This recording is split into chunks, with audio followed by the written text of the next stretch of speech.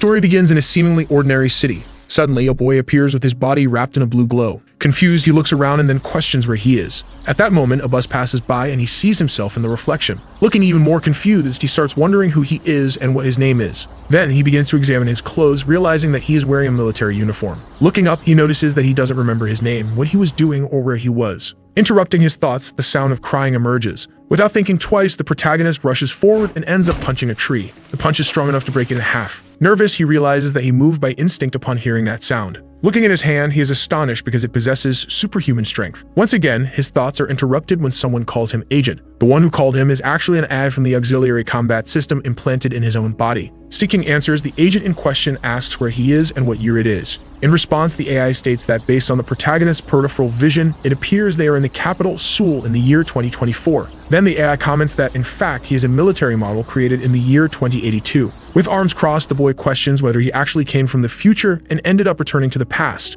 Then the AI states that, according to its database, his memory was reset and he has not recovered any information. Meanwhile, an elderly man is calmly driving his truck when he notices that the signal begins to fail. He suddenly brakes and starts skidding on the road. At that moment, the AI issues a warning about the risk of a traffic accident. Then it orders the agent to avoid the car. However, the vehicle in question ends up crashing and a metal rod is launched toward the hero. The AI warns that the dangerous object is approaching. Displaying immense agility, the protagonist manages to dodge it with ease, but the metal ends up hitting another person behind him. The person starts screaming in pain, saying that a metal stake is in their body. At that moment, the man collapses to the ground, his body trembling, while people scream for an ambulance. Then the system warns that it is a wounded civilian. Rubbing his eye, the hero comments that he saw red and blue screens and asks what they are. Then the AI explains that it is a visual projection from the Visual Assistance Service, characterized by floating screens. At that moment, the hero realizes that thanks to this, he was able to dodge easily, but he asks if an innocent civilian might die within 5 minutes. Nervous, he comments that it is impossible to reach the emergency room in that time and asks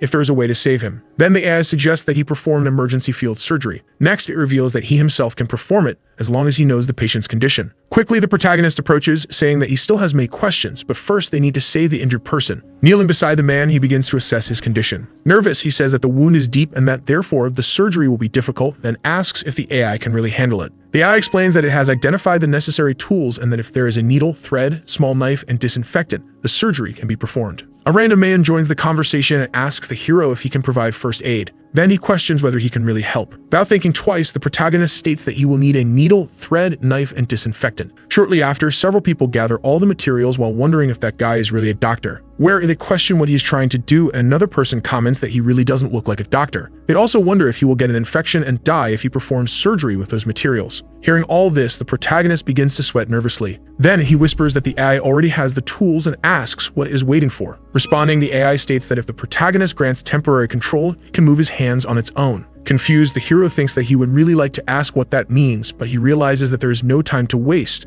so he agrees to allow it for now. At that moment, his hands begin to emit a blue glow and quickly start moving on their own. The AI is able to move his hands with great precision and speed. Starting to feel confident, the hero thinks that with this, the surgery will truly be a success. However, the system warns that the loss of strawberry juice is beyond the limit and that the survival rate is decreasing. Nervous, the boy wonders what that means and asks the AI if it can really save this person. However, it ends up not responding. Looking at his hand, he realizes that it has stopped moving. At that moment, the person lying on the ground seems to take their last breath. Sometime later, the man is taken to the emergency room. One of the doctors asks the others if they are finished and inquires about the patient's condition. Responding, the surgeon says that he survived. Then the doctor asks if the injury was not as serious as they had imagined. Surprisingly, the surgeon says that if the bleeding had not been stopped, the man would have died before even leaving the ambulance. The man certainly lost a lot of red juice, but most of it had already been dealt with. She explains that she sutured both externally and internally using ordinary thread, the kind used for sewing. But the most shocking part was that the stitches were uniform, as if they had been made by a sewing machine. Hearing this crazy story, the doctor says that the man must be ridiculous because he really cannot believe it.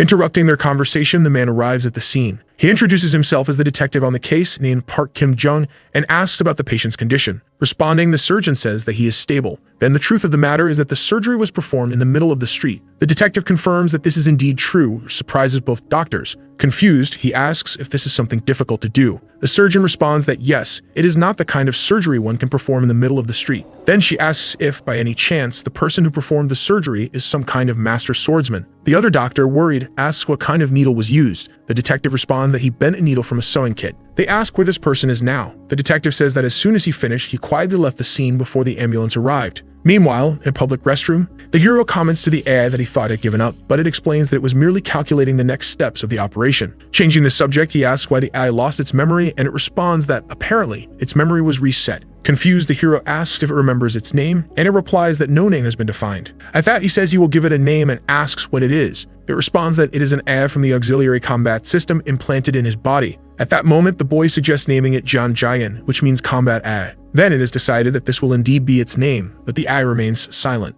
Irritated, the hero asks why it is not responding, and it states that its name has been defined as such. After the conversation, the boy leaves the restroom, saying that was really fast. Looking at his shirt, he notices an emblem. Then the AI informs him that it is the uniform of the Earth Union's Special Military Operations. The protagonist suggests that he was probably an agent of these forces who lost his memory. He comments to the AI that was created in 2082 and asks why they are in 2024, but it says that there is not enough information. It also explains that it cannot retrieve this information from the internet because the AI's data input is restricted to prevent the risk of hacking. It informs him that he receives data exclusively by importing information through his 5 senses and that, for example, if he eats something delicious, he will have the same experience. It also explains that it requires permission for temporary control and can only assist when combat is necessary. It also warns that there is something it cannot do. Although it can assist with weapons, it cannot attack directly. Then the protagonist realizes that to gather information about what they are doing there, he needs to experience everything through his body. Some time later, he is walking through the city streets. Looking to the side, he notices that he can obtain a lot of information at an internet cafe.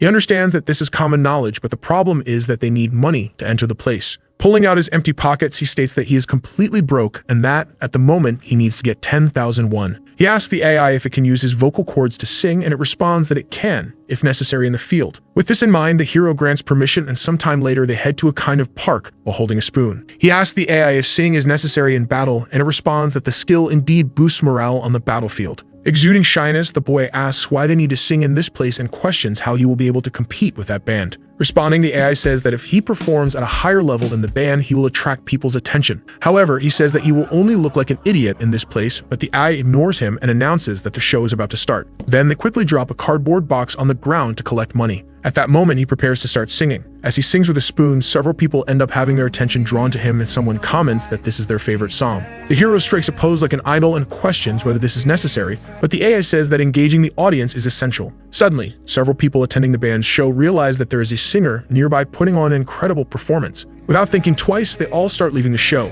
Meanwhile, the hero begins singing some kind of melodic song. Many people start questioning who the singer is and how he can switch between deep and high notes like that. Everyone notices that he is repeating the verse, and at that moment, the AI informs him that the song was collected today, so it doesn't have either the beginning or the end. But in any case, they managed to collect the money they needed. With the box in hand, the protagonist tells the AI that it was a good job and that they should leave quickly. Without thinking twice, the hero starts running away from the entire crowd. From inside an internet cafe, a blonde girl watches him through the window, amazed by what she just saw. She is in a secondhand bookstore and is informed that the hot table ordered ramen, so she is on her way. Blushing, she says she would like to hear more of that song. Meanwhile, the hero talks about the chance to go to the internet cafe to find information. The AI says that the priority is to infiltrate the environment and blend in naturally since they need to find a way to contact the command center. With that in mind, the protagonist heads toward the internet cafe and notices a sign on the door stating that they are hiring. Amazed, the hero says that he has found a way to do this, and that they even provide food for the employees working there. At that, the AI informs him that if he succeeds in infiltrating, both the information gathering and the food supply issue will be solved. Already inside the building, the hero says that if they get the job, they can ask to stay there for a while as they need a place to sleep. The AI warns that if they secure a place to stay, food, clothing, and shelter will all be guaranteed.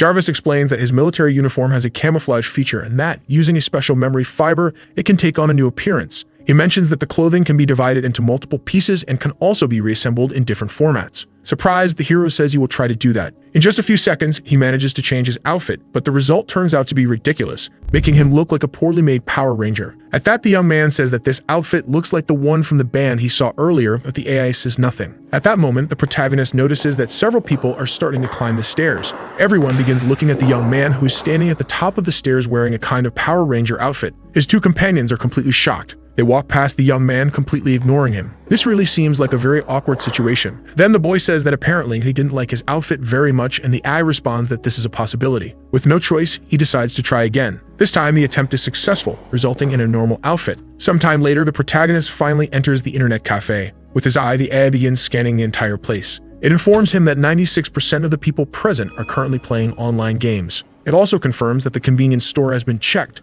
along with the payment methods. It informs him that the dining area has also been verified, as well as the suitable spaces for temporary residents. Jarvis states that this place is perfect for their current situation. With arms crossed, an older man asks the protagonist if he's applying for the job. He asks if, by any chance, he has an ID and a resume, but the protagonist replies that he doesn't. Crying, the employee explains that he can make the resume there and just bring his ID tomorrow since they urgently need someone. At that moment, the man begins judging the protagonist. He thinks the boy has a handsome face, but he looks like the type who can only make instant noodles. He asks the young man if he can use a frying pan, saying that since he devours food, he should at least know the basics of cooking. Intervening, the AI comments that they have military tactical cooking skills for soldier management. Quickly, the hero responds that he can cook, and the employee gets excited. Looking around, the AI notices that the ingredients for fried rice are being identified. The young man asks if she can make fried rice, and she responds that she can. Then she requests temporary control of his hands. Without hesitation, the protagonist grants permission. Quickly, he heads toward the kitchen and refrigerator to grab all the ingredients.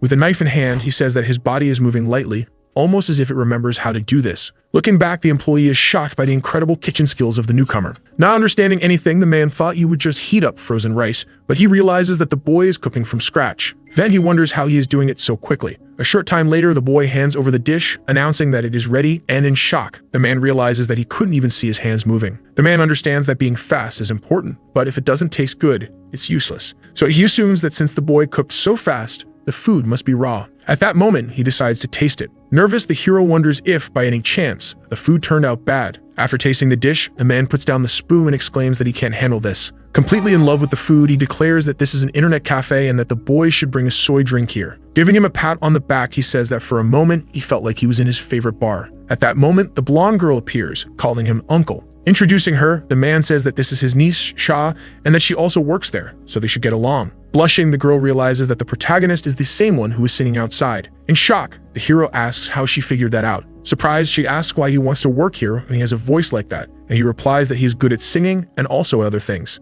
Amazed, the man says he is happy to have the young man there and comments that his niece can't even make instant noodles, being a total disaster in the kitchen. Smiling, the man asks if the boy has a preferred work schedule. Responding, the young man says he prefers to work part-time and would like to work only at specific times with a flexible schedule. He also says that he noticed earlier that there is a storage area and asks if he could stay there temporarily while working. Suspicious, the man realizes that these conditions are quite demanding, but also that the boy is too talented to pass up. The owner was envious of his competitor, so he thinks of using this opportunity to build his own reputation for good food. He says that the boy can sleep there, have free meals, and even earn double the salary if he manages to sell more food than usual. Suddenly, two customers enter and the girl says she wants to eat before playing. However, a boy with glasses explains that internet cafes also serve food. Still, she insists that internet cafe food is terrible. With his eyes locked on the money, the protagonist states that they should try the food first before judging whether it is good or bad. A short time later, the hero is cooking while the employees watch in amazement at his determination. Then he asks the blonde girl to bring in a plate. Surprised that it is already ready,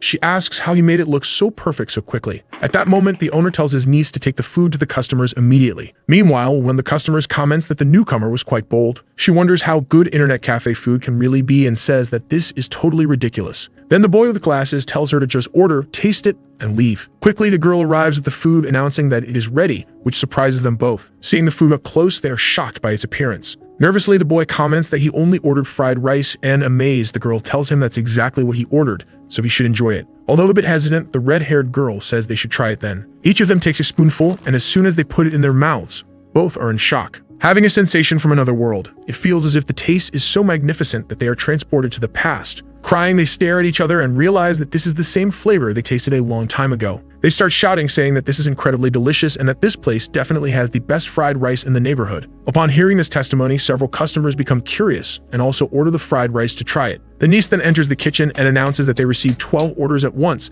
leaving her uncle completely shocked. Looking at the protagonist, he asks if they can handle all the orders. Looking to the side, the boy asks the AI if it can make 12 more dishes like that. Responding, she says yes, and that tactical field cooking also works for large quantities. With the kitchen knife in hand, the boy tells his Jarvis that this is amazing and that he will give it control, instructing it to prepare 15 generous meals. 3 hours pass at the internet cafe. With eyes shining for money, the man asks for the boy's name. He informs him that food sales have increased incredibly in just 3 hours, and that he will receive double pay per week. Insistently, the man asks again for the young man's name. Hesitantly, he responds that his name is Kang-in. The owner then confirms that everything is settled and that he will arrange a storage room for him. Meanwhile, the niece collapses on the floor, declaring that the leftover fried rice was delicious. At that moment, the AI asks the protagonist if he remembered his name, and the hero simply says no. that he just improvised. Sometime later, the owner mentions that there are more orders and asks Jarvis if he can handle them, and he replies that he can. Kang says that they have secured a place to stay, but to receive payment, he needs an identity and asks if Yaya can hack the system. Responding, she says yes, and that systems from the 21st century up to 2082 can be hacked with her abilities. With mischief in his eyes, the hero asks if she can also hack a bank, but Yaya says that is impossible. Crossing his arms, the protagonist says he shouldn't have had so much hope as expected. Then he asks the AI if it can forge an identity, and she responds that she can, but she needs control of his hands. Without hesitation, the young man grants permission. The AI informs him that the Korean government database has been successfully hacked and that they are searching for information similar to the boys. But she informs him that he needs to keep his eyes open to collect visual information. Looking carefully at the screen, the hero notices something strange. It was reported that an unknown program has been detected and that the boy's information has already been registered, with his fingerprints matching. Kang questions how this is possible, considering he is from the Earth Federation Special Forces of 2082 and that the AI was created in that era. He wonders if, by any chance, the Earth Federation exists in 2024, and at that moment, the AI begins verifying information about the most influential countries. He is then informed that there is no Earth Federation in this year. Nervous, the young man asks if this means that they exist simultaneously in 2024 and also in 2082. However, Yaya says that there is not enough information to determine that. Feeling uneasy, the protagonist asks to check personal information as there must be some important clue there. His AI then initiates a search for more information. Yaya discovers that he is currently considered unemployed, which irritates him. His Jarvis then informs him that the niece is approaching. Impressed, the blonde girl comments that the boy types incredibly fast. Curious, she asks if he can develop programs, and snapping at her, the boy asks if it isn't rude to spy on other people's screens. After apologizing, the girl says that her uncle gave her a card to go to the mall with him and that he wants them to go together. Sometime later, both of them are out on the street in what seems like a date. Still impressed, she comments that Mr. Kang picks out items really fast, while he thinks that he was simply following orders. The blonde girl says that he carries the heaviest ingredients with ease, and the boy responds that they are light. Completely smitten with the protagonist, she starts squeezing his arms, saying that they feel like steel. At that moment, Cha asks if he wants to stop by a cafe first, to which the protagonist comments that this is the boss's card. However, the girl responds that he shouldn't worry, as she knows her uncle. Suddenly, she accidentally bumps into a man who tells her to watch where she's going. With a murderous look, he warns her to pay attention if she doesn't want to die right now. At that moment, the protagonist already realizes that this is someone dangerous. Then the AI warns that a hostile target has been detected. It asks the protagonist if he would like to switch to combat mode. Crying desperately, the girl starts apologizing. The AI warns her that she should be more careful from now on, while one of the companions tells his friend that he scared that girl. Smiling, he comments that his brother lost a lot in the game today and is in a bad mood, but everything will be fine. Seeing the men walking away, the AI notifies that the target is moving away and that the security state has been restored. Sometime later, both head to the internet cafe, and the girl says she is a little scared and that she started crying. Her uncle, concerned, approaches and asks why she is not answering her phone, commenting that it is an emergency. He explains that the internet suddenly went down, everyone is going crazy, and they call the provider, but they won't arrive for another hour. At that moment, the boy asks the AI if there is any chance they were tracked by a hacker, but she responds that there is not. Even so, the young man comments that they should check just in case. Then he asks the boss where the server is. Smiling, he announces that he is going to fix this problem. Sometime later, the AI reports that there is nothing indicating that their activities were tracked, but that it found a hacking attempt. Surprised, the hero asks why, since this is just an ordinary internet cafe. The AI says that an information-stealing program was installed and that the conflict between it and the security program caused the internet to crash. Nervous, the boy simply asks Jarvis to find out who the hacker really is. Quickly, the hacker's location is identified along the 7 servers, 6 nearby and 1 abroad. Then the hero questions why they chose a location so close, and if they needed to be there in person to install this program. He wonders if it was those guys they saw earlier, but suddenly, his thoughts are interrupted by someone complaining about the internet. Nervous, she tells the customer that she will give him extra game time, and he says that's the least they can do since he almost won. Seeing that the customers are upset, the hero asks the AI for a recommendation, and she suggests offering them food. Already in the kitchen, a list of popular gaming snacks is presented for the protagonist to choose from. At the same time, his coworker is crying while apologizing again. At this moment, the hero approaches, apologizing for the inconvenience. Smiling, he informs them that the server has been stabilized so the internet won't go down and mentions that this snack is on the house. Deeply irritated, the customer says he will try it, but it's not good, he won't let this slide as he was inconvenienced. Without hesitation, the man takes a bite of the snack. At that moment, his brain experiences an epiphany due to the flavor. Both the hero and his coworker anxiously await his reaction. Completely changing his tone, the man exclaims that this is so good that he feels motivated to climb the rankings. Returning to his game, he thanks them for the food. The girl asks how he did that and if, by any chance, he sprinkled magic powder on the snacks as they are so good they completely calm the customer down. Curious, the blonde girl decides to try them herself to see how good the food really is. In just a few seconds, her expression changes completely. Amazed by the flavor, she says that it's a little spicy, but also sweet and savory, and questions how he made this as it's incredible. At that moment, the hero says he needs to leave because of the internet issue and that she should share the snacks with other customers. Blushing and completely captivated by the protagonist, the girl says that if there were a hero in this modern world, it should be someone like him. Out on the street, the AI informs them that they need to eliminate the enemy who attacked the base. Then the navigation module is activated. The AI begins scanning and reports that there are no external guards or tactical detection equipment. Determined to find the hacker, the protagonist states that they are trying very hard to stay hidden. Without hesitation, he starts infiltrating the building. Hiding, he whispers that he can hear something from there, and then the AI begins amplifying the sound. In real time, the AI extracts the audio, removes noise, and enhances sound quality,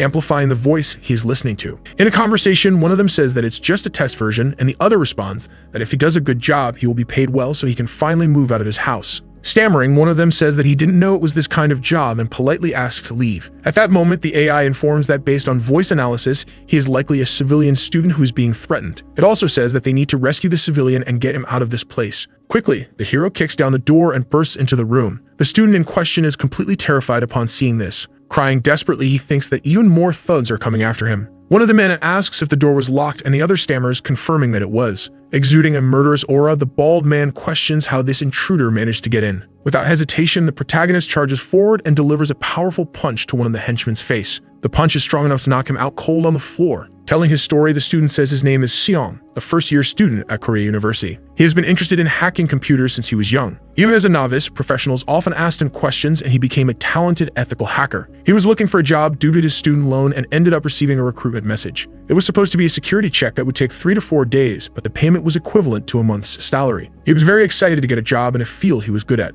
However, in the end, it was a scam, as it wasn't a legitimate or legal operation. Back to the present, he thought about all the things he hadn't done yet and believed it was all over for him. That's when a hero appeared before him. Meanwhile, the AI informs the protagonist that this is his infiltration mission and that he must eliminate all enemies who interfere. However, the protagonist is still very impressed with his strength, realizing that he knocked out a giant guy with just one punch. At that moment, the AI warns him to be careful because the enemies in front of him are armed. Nervous, Kang asks the AI if he shouldn't be afraid, and she responds that, as a special agent, his body is highly trained. Pointing his finger, the hero explains that he heard someone getting beaten up in the hallway, so he decided to step in, calling them stupid octopuses. Furious, the thugs question if he really just called them octopuses. At that moment, the system warns that the boy provoked them without offering a deal, which will intensify their hostility. As expected, one of the men grabs a knife and charges at the hero. Determined, the boy comments that he can easily win physically, so he should focus more on mental attacks. One of the henchmen questions what this crazy guy is talking about, but he is quickly silenced by a kick to the mouth. The kick is so strong that it sends him crashing into the ceiling. The bald man then becomes completely enraged and calls him a crazy bastard. Displaying immense agility, the protagonist manages to knock him out with a single kick to the head. Amazed by his own movements,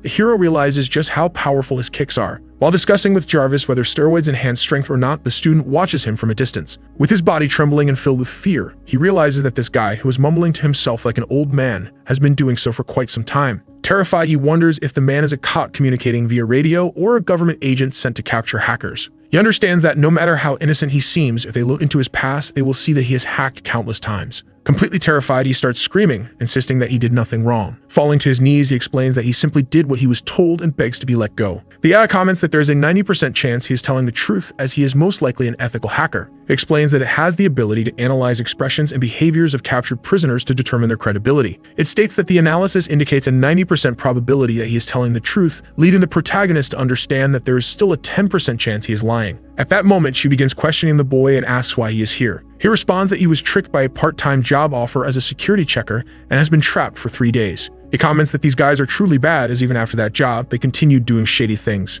Curious, the hero asks what kind of shady things he is talking about, and the hacker responds that it is financial manipulation. Impressed, the protagonist comments that they seem too dumb for that kind of scheme. But the hacker explains that they want a program to manipulate stock forum comments, so they went to a nearby internet cafe to install it. Then the hero realizes that it was at that moment when the girl bumped into one of them. Thinking it through, the young man says that someone is probably after them since these guys must have been hired. Annoyed, he states that he can't just let them go and that he needs to deal with whoever is behind them. With that, he tells the hacker to call the police, say that he was kidnapped, and simply explain what happened when they arrive. Nervous, the student calls the hero an old man and asks if he's going to get himself into trouble, which irritates him. Smiling, the hero asks the hacker if he happens to know his face, and the hacker says no because he is wearing a mask. Explaining, the protagonist says that he was just someone passing by and that when he heard him getting beaten, he decided to step in. Then, without thinking twice, he turns around and says he's leaving. Awkwardly, the hacker says he has something to ask. The student questions if he can beat these guys up a little too, saying he just wants to make sure that if they wake up, the man will protect him.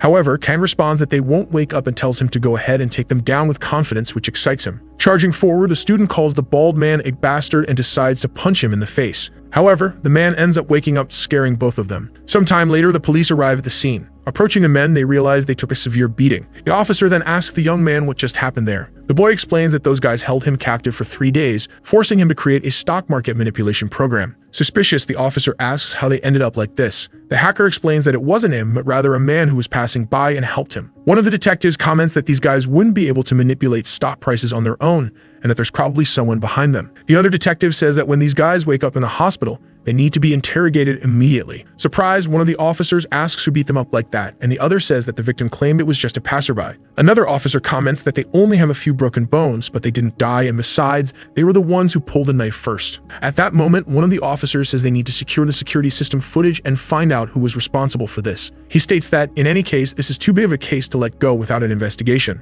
Meanwhile, the hero asks the AI if she is sure there was no security camera system in the building, and she confirms that there wasn't. The hero comments that he didn't expect them to get up so quickly after being hit, and the AI explains that it was an instinctive reflex. Changing the subject, the protagonist asks if the AI doesn't have a phone function, and she responds that she doesn't have anything like that. At that moment, the hero decides to buy a phone, but since he is broke, he will need to get a payment plan. 3 days pass since the incident. A day after rescuing the hacker, the hero went to the registered address to gather more information about his identity. However, upon arrival, he realizes that it was just an empty, burned-down field. Looking at the sky, he starts wondering who he is and what he was doing in that place. He questions whether he was really communicating with the future, or if he is someone from the future who came to the past. He understands that, in the end, only questions remained, and he had no choice but to return empty-handed. The internet cafe eventually regained its peace, and business prospered even more. According to the blonde girl, thanks to a certain influencer, the internet cafe has now become a must-visit spot. The special dish is only served when he is there, and he doesn't eat the special dish when he is gathering information. Regardless of whether the hero is at the cafe or not, the place remains packed with customers.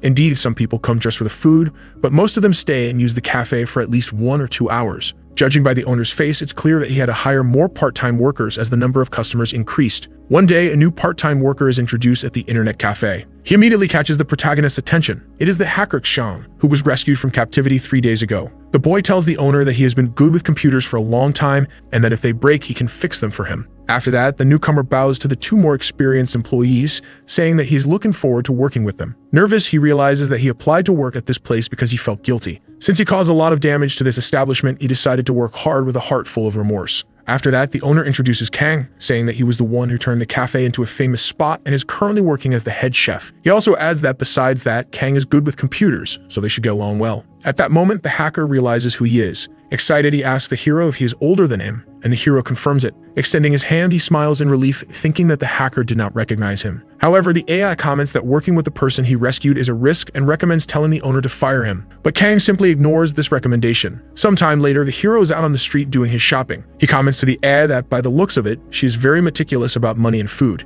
He says that managing money and detecting dangers are useful skills, but asks if true joy isn't just enjoying good food. Suddenly, his Jarvis emits an alert, warning that fire hazard has been detected. However, the protagonist looks around and sees no fire. Suspicious, he questions whether the AI is just malfunctioning to change the subject. She responds that she is not. At that moment, the hero calls her a liar, but immediately after, an explosion occurs in the nearby building. Several people start panicking and calling for help. Looking calmly, the protagonist questions whether this fire is real. Analyzing the situation, he realizes that his body is equipped with the AI for combat support. Additionally, his eyes have augmented reality technology. His ears also have auxiliary modes. And last but not least, his legs have become increasingly stronger. Confident, he drops his backpack on the ground and declares that a fire like this can be put out quickly by him. At that moment, he prepares to launch some kind of attack to extinguish the fire. However, he ends up just striking an embarrassing pose. Seeing this, the eye itself asks if the agent is going crazy. A fire like this could defeat him instantly. While saying this, Kang starts gesturing with his hands. He extends his hand and calls for the suppression fire. However, nothing happens.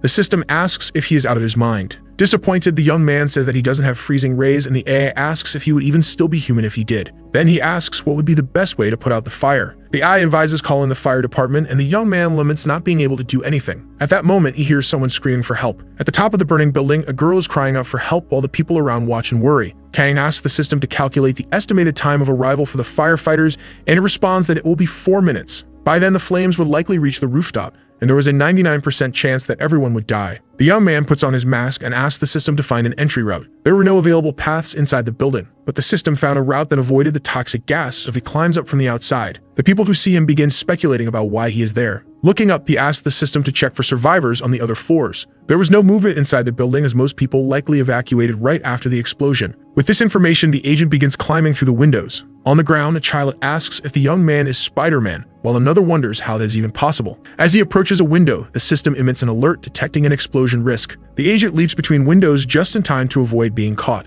Kang clings to a window, trembling, saying that his grip strength saved him. His system tells him he should be thanking it for the warning. After that, the young man reaches the rooftops and moves toward the terrace. Upon arrival, he sees the girl kneeling, looking at him with tears in her eyes. In front of her, the agent extends his hand. Still on her knees, she starts calling him her savior. Behind them, an explosion erupts and the system warns that the fire is spreading rapidly. The young man asks if they are going to die there, and terrified, the girl begs him to save her. He responds that he is calculating. He then asks if nothing would happen if he jumped to the next building. However, there were too many witnesses. If his abilities were revealed, his identity as an agent could be questioned. Eventually, it would become difficult for him to adapt to this place. Kang sees a clothsless line in front of him. He asks if he could use it to get down, but the girl says she wouldn't be able to. The system states that all directions are blocked by fire and are highly unsafe. But the young man breaks the clothsless line, saying that this might be a bad idea. Pulling the rope, he says they will tie it to the next building and use it as a tightrope, sending the girl into a panic. The girl asks how they would walk on the rope, and the young man asks the system for help in maintaining balance. Once the ropes are tied, the system will assist, and the young man asks if it couldn't control the throw. Throwing actions were similar to an attack, so it couldn't. He says the AI could cook, but wouldn't assist in combat actions.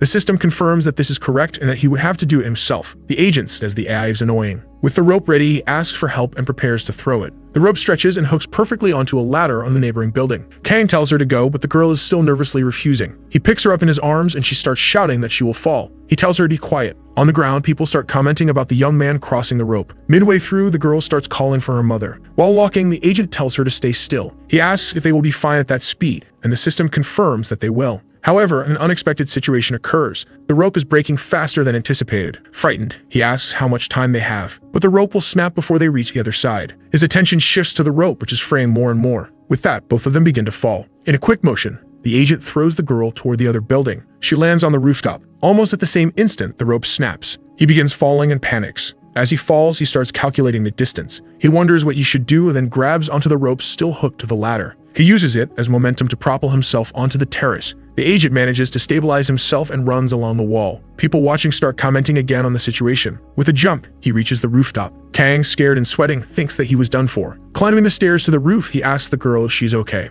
She looks at him in shock, screaming that he is a ghost. He tells her he is alive. While descending the stairs, the girl asks if he is a superhuman, and the young man says he is something like that. The girl asks if he knows her to be speaking informally with her. He says she looks young, and she asks if he is her fan. He responds that the system had made many mistakes and that he trusted it because it claimed to be part of the strategic special forces. Jane says she didn't know they used flammable materials on the exterior of the building, and the agent asks if saying she didn't know would solve everything. As they argue, the girl catches his attention. She asks if he is the owner of the internet cafe. Kang is surprised, wondering how the girl knew. A few minutes later, firefighters begin putting out the building fire. Someone had recorded the agent's actions and posted them online. The men start speculating about the video, and one of them asks how he carried the person across the rope. Park comments that the guy might be a climber or a tightrope specialist, but he has no idea who he is. The only clue they have is a plastic bag. To save someone, one must use their hands and feet, and if they were holding a plastic bag, they would have left it on the ground. One man asks if the tightrope master left it behind, and the detective says that's the only possibility.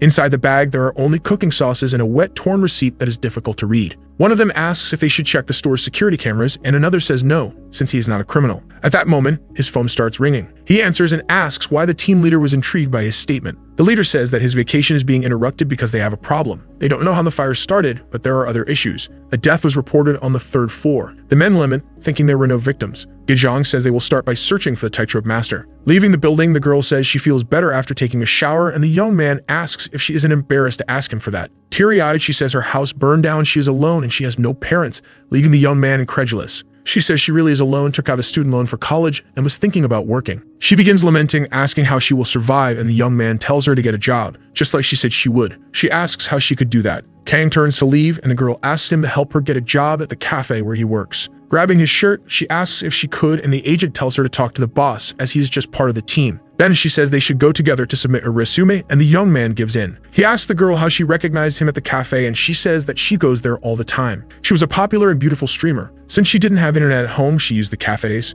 The agent asks if she is beautiful, and she asks if he doesn't think so. He asks if she is good at games, and she replies that she is not. He asks how many subscribers she has, and she answers 30. After hearing her answers, the young man decides to go with her to submit the resumes. Both of them arrive at the cafe. Unseo asks why he was late. Before he can answer, Ariam interrupts, saying that she will be part of the team, but the young man says not yet. She asks for the spices he went to buy and he replies that he lost them while checking on the fire. Chao laughs, saying that by now someone must have taken them, and he asks for the cost to be deducted from his salary. At that moment, the system calls him. It states that based on an analysis of his field of vision, it is possible that some people recorded the incident. They needed to search the internet and collect information, so he leaves while the new employee introduces herself. The system finds a photo of the scene, which has already been viewed many times. Judging by the reactions, it is spreading quickly online. Kang asks if he could delete those videos from the internet. Jane says she does not have hacking skills. She is just a combat support AI. He says that the system has hacked before, but it replies that it was only identity manipulation. Kang says that is useless, and the system responds that it has military defense capabilities but cannot use them. The young man asks if it could erase the footage, and Jean says yes. At that moment, a detective arrives at the cafe saying that there is a tightrope master there. The system says it has found no information about the Earth Alliance or the Strategic Special Forces. Lying on his bed, the young man says there could be someone connected to the year 2082, and the system responds that they might be in hiding. It states that it has verified several claims of people coming from the future, but none of them were credible. Kang says that they are in 2024, but the system replies that his existence cannot be explained by the technology of this year. He says that no matter how he looks at it, it is 2024, then asks what happened in the building. Looking at the news, he sees that a person was found dead at the scene. The young man says that this is his fault, but Jane responds that it is not. That the person was in the room they passed through to climb the wall, and the agent asks why they didn't see them. The system explains that air lenses are augmented reality devices, not infrared, and the agent calls it clumsy. There was no one in the room. No sign of movement, no sounds of life, or any noise detected. Kang asks if the person was already dead. If it was not an accident, but a premeditated murder. Jen comments that there's a high probability he is right. While they are talking, they hear voices outside. The police are discussing purchases made with the cafe's card. Yuzhong, holding the bag, asks who bought those items.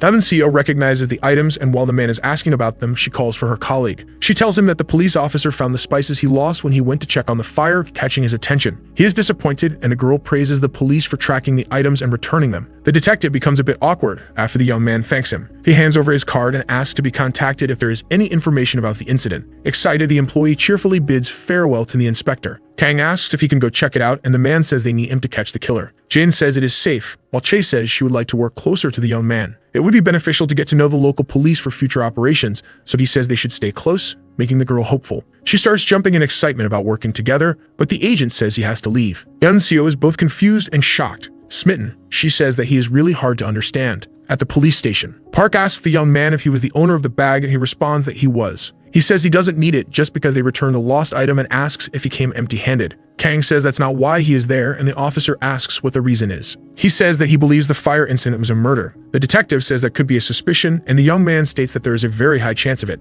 Not paying much attention, Park asks if they have any evidence, and he says that he didn't see anyone at the window when he climbed the rope. Still dismissive, the officer responds with a simple acknowledgement, but immediately realizes what he just heard. Park asks if he was the tightrope walker, and he confirms it. Yejong asks why he didn't say so earlier, and the young man replies that they didn't ask. He starts talking about the young man's feats, but Kang says that this is not the time for that. Now believing him, Park asks for the reason behind his suspicion of murder. The agent explains that there was no movement in the room even as the fire was burning it, so the victim was already dead or could have been intoxicated by alcohol or drugs. Park asks again about the agent's suspicions, and he confirms that there was no one in the building. Forensic police haven't finished the autopsy because the fire was so intense that they couldn't retrieve much evidence from it. One of the women states that the fire was caused by a short circuit and that there were no cameras at the scene. Another officer asks if they should create a sketch. Kang asks the system if it remembers the faces of the people from yesterday, and it confirms that it does. Then they start reviewing them. Looking at the images, the young man notices something. Turning to the officer, he says that he saw 4 people in the direction of the building. The first person exited the alley near the building holding a phone, wearing a bracelet and a checkered shirt. As he describes the person's details, the detective is impressed by the accuracy, as if he is seeing everything right in front of him. In reality, he actually is. The agent keeps describing people, and the officer starts writing everything down. Park asks if he could help them create sketches before the memory fades. But their sketch artist was out, so they would have to wait, but Kang says he will draw them. The officer asks if he is good at drawing, and he responds that he is. Taking a pen and paper, the young man starts sketching. He asks the AI to project the suspect's images into his vision. 3 people appear before him, and he asks it to zoom in and enhance the quality. Behind him, the officers listen to his commands and begin finding him strange. The projected images help him sketch on the paper. After a while of drawing, he announces that he is finished. The officers are shocked when they see the results. None of the sketches resemble the descriptions he gave. Then one of them asks if this is some kind of joke. After that, the young man crumples the paper, saying he just took a little break. All three remain silent after his joke. The agent tells Jin to draw, and the system responds that it can, but only if he grants temporary control. He agrees. Meanwhile, the officers quickly start searching for a sketch artist. During the conversation, the system takes control of the agent's body. The officers watch in shock. Both of them are frightened by what they are seeing. On the paper, the sketch of one of the suspects begins forming. One of them sees the drawing being made and questions if this even makes sense, that it looks like a machine, and one of them asks Kang if he is a genius, while another asks if his profession is painting. Jin states that his main job is being a special agent of the Earth Alliance, and the young man responds that this makes no difference. Showing the sketches, the young man states that these three people exited the alley before the fire and that the arsonist is among them. Everyone in the police station is stunned. The leader orders everyone to verify and investigate their identities immediately. The next day, everyone at the cafe is praising the young man's food. The girls begin discussing how the fire was an act of arson and that the culprit has been arrested. Drugs were found on the culprit, and the young man thinks the investigation moved quickly.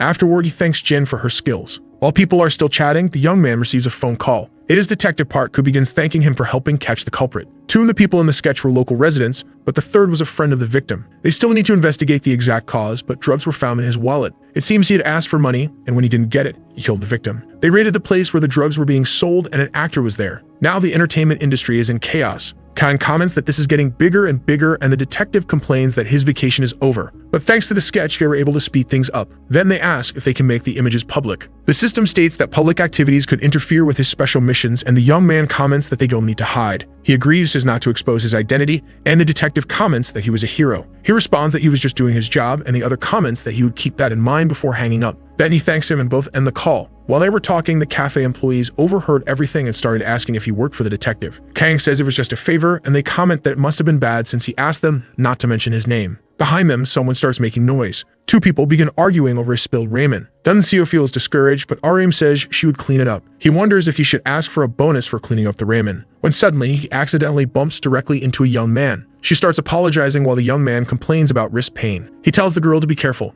Yoon asks if he was injured and comments that it might be broken. The girl starts crying, saying to call an ambulance, but the agent had doubts about it. The system says there could be a fracture, but would need to see the person's hand to be sure. Approaching the boy, Kang asks if he can check. While looking, the boy continues to complain about the pain. Jin says there was no bone damage, but the wrist was sprained. He repeats what Jin said, and the young man states that it hurts a lot. Then Kang replies that he would make it hurt less. Kang massages the boy, leaving the others amazed. He gives him recommendations on what to do, guided by the A's information. The young man asks how he will work since he needs to cook. An emergency recording was taking place, so they called his food truck, and Yoon offers to help him. He asks if she knows how to cook, and she replies that she is good at making ramen. Disheartened, the chef says it couldn't be just ramen and that someone skilled in the kitchen could assist him. After saying this, he begins to look hopefully at the young man. His sparkling eyes made the answer obvious. He just needed to say yes. Kang apologizes, turning his face away, and says he has work, but the chef offers him 300,000 if he helps. He thinks for a moment and then turns back to the man. He asks if it's just cooking rice and other dishes, and the chef responds that he is honored. The cafe had a good reputation because of the food, so he went to check it out, and since then, he had been going there every day. He thought he would learn something there,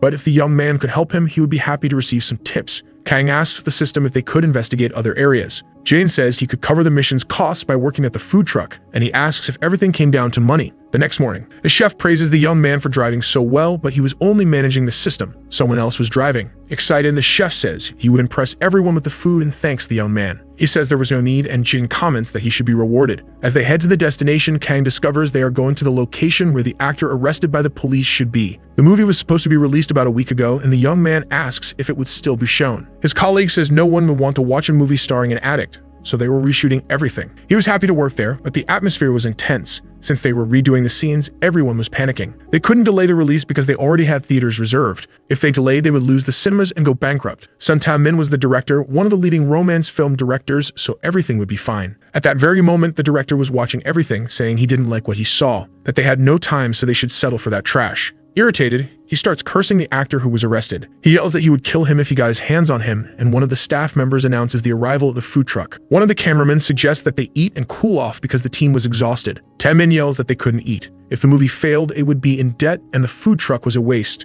so he asks them to leave. But his demand is undone when he tastes the food. He says he could swear he wasn't hungry, and the young man in front of him comments that it was insane. He asks if they drugged the food, and the director scolds him. The head cook had a sprained wrist, so another was helping him and receiving many compliments. Excited, the young man says the set was also beautiful and asks the director to cheer up and relax a little. He says that none of the other actors had issues, but at that moment, one of them yells for the director. Both look back, worried. Imno runs up to them, saying that one of the stuntmen sprained his ankle during the filming. The three run to the young man, who was groaning in pain on the ground. While holding his ankle, he began to apologize. He said he should have been more careful. One of them calls the ambulance, asking if they could go to the mountain, while another shouts for someone to bring first aid. Sun watches the scene in despair, thinking they were doomed. His scream was loud enough for the young men to hear, and the chef said the film was cursed. Then he asks Kang if he could help the stuntman since he had fixed his sprained wrist before. Jian says that stabilizing the ankle would help relieve the pain and aid recovery. Then he asks if they said it was a sprain. Seconds later, the young man appears in front of the other. He asks to take a look, leaving everyone around him intrigued. Turning to the director, he says he will provide first aid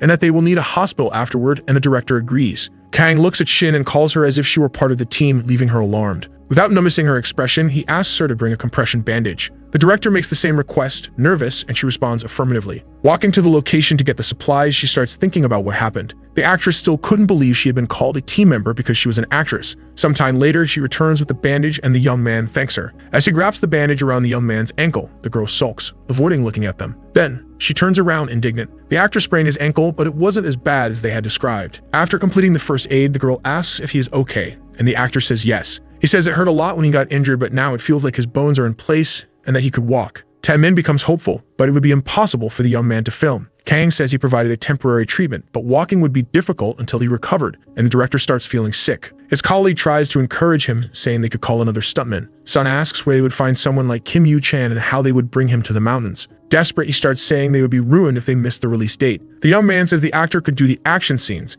and he volunteers, but the director fears he will get injured too. He says the actor was clumsy, and if he got hurt, the film would be completely ruined. Then they come up with the idea of getting someone to be the stunt double, covering him with a mask and sunglasses, but no one agreed. Kneeling on the ground, Taemin asks God why he gave him this torment and starts making a promise to send them a stuntman. Kang says someone sent from heaven had arrived. He comments that he was joking but believes he could do it. However, the actress refuses, saying the young man was neither an aspiring actor nor part of the film, just a regular chef. But the director stares at the young man with his mouth open. Now they thought about it, and they looked a little like Kim. Excited, Siu asks the young man if he has physical skills, and he says yes, ignoring the girl who is still talking. He says they don't have time, that they can apply makeup and CGI, and then begs for help. They make a deal, offering triple the pay, and begin filming. The scene they were filming was the one where Kim saves Shin. The actor who originally played the villain was caught with drugs, so they were rushing to reshoot everything. Taemin tells Kang to practice with a substitute actor while smoking a pack of cigarettes. Yu-chan starts explaining the movements of the fight scene. Na asks if this doesn't seem strange, and one of the young men says it's simple because they had already rehearsed and couldn't change it. Jin says this is not how filming should be done and that there are some skills used in training. The young man asks if that really exists, and the system says its methods had more practical movements. Then he asks the trio of supporting actors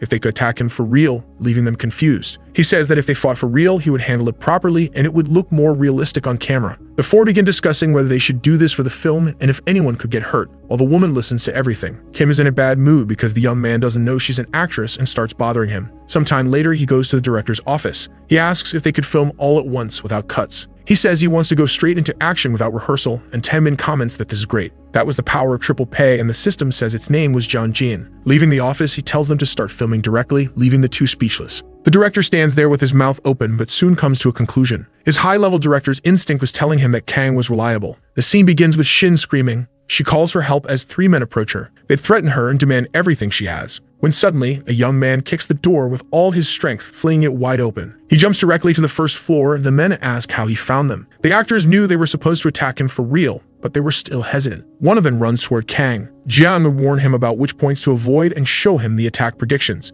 With this, he manages to dodge the punches from the men quickly. His body reacts even before the instructions arrive. The system tells him to grab his opponent by the collar, as it would make for a good camera shot. So he does, startling the actor because it wasn't in the script. Camera 3 would capture the angle of the scene better, so Kang throws the actor into the air. He begins to fake hitting the man, making him worry that it might actually happen. He then moves toward another, who pleads to follow the script. But it's in vain, as he ends up taking a punch to the head. The third actor is shocked by what just happened. He starts wondering why the director isn't stopping the scene, but he no longer cares. Then he closes his eyes and rushes at the young man, who dodges his punch by throwing his body backward. Right after, he moves forward again and hits him with his head. Kang uses his knee and lifts the actor with a single strike. Then he grabs a wooden bar and hits him again, sending him flying. Everyone on set watches this scene with their mouths open. The actors lie on the ground, stunned and traumatized. In the scene, 3 bodies are sprawled around him, and the actress looks surprised. The girl thinks the young man is insane. As he gets closer to her, she starts getting nervous. He simply responds that he is there to save her. The girl asks if he will let her live and thinks that this wasn't in the script.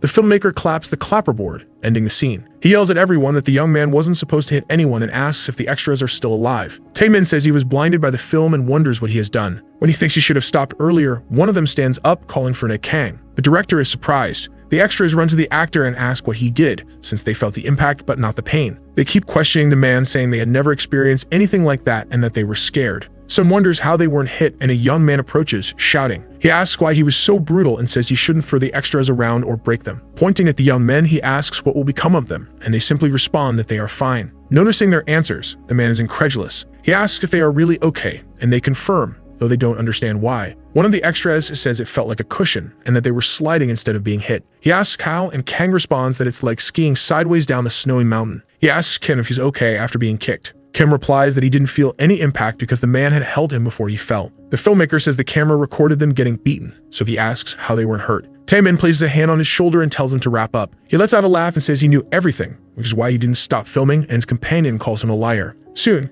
he asks to review the footage. Sometime later, they agree that everything went perfectly and that the expressions were on point. Kim says the director captured everything, and the man responds that he got great shots effortlessly. He praises Kang for calculating all the camera positions. He continues saying that all the camera angles turned out perfect. The other asks if the stunt double had been able to move according to the cameras from the beginning. Now asks the director if his part is done, and the director, excited, says yes, and that he is impressed. He thanks him, saying everything looked as good as a Hollywood movie, and the man is pleased. The director orders everyone to get ready for the next scenes. One of the stuntmen praises the man and asks which agency he is from, and he responds that it's catering truck. The girl, still irritated, wonders if he is a fool or if it was just an act. In her thoughts, she believes everyone is pretending that they actually feel pain and will cry later, that if it were in the script, she would be beaten too. Kang stares intently at Yeonha. The woman wonders why he is staring at her and if he managed to read her mind. However, the AI detects a strange noise coming from the wall and alerts him. The man observes that the sound is coming from above. Jane issues a warning that the structure is about to collapse and injure several actors. He becomes alarmed as he sees the system initiating a 5-second countdown. In the first second, the young man grabs the stuntman by his clothes and throws him away. With 3 seconds left, the woman begins to panic. With 2 seconds remaining, she's grabbed by the man while screaming for help,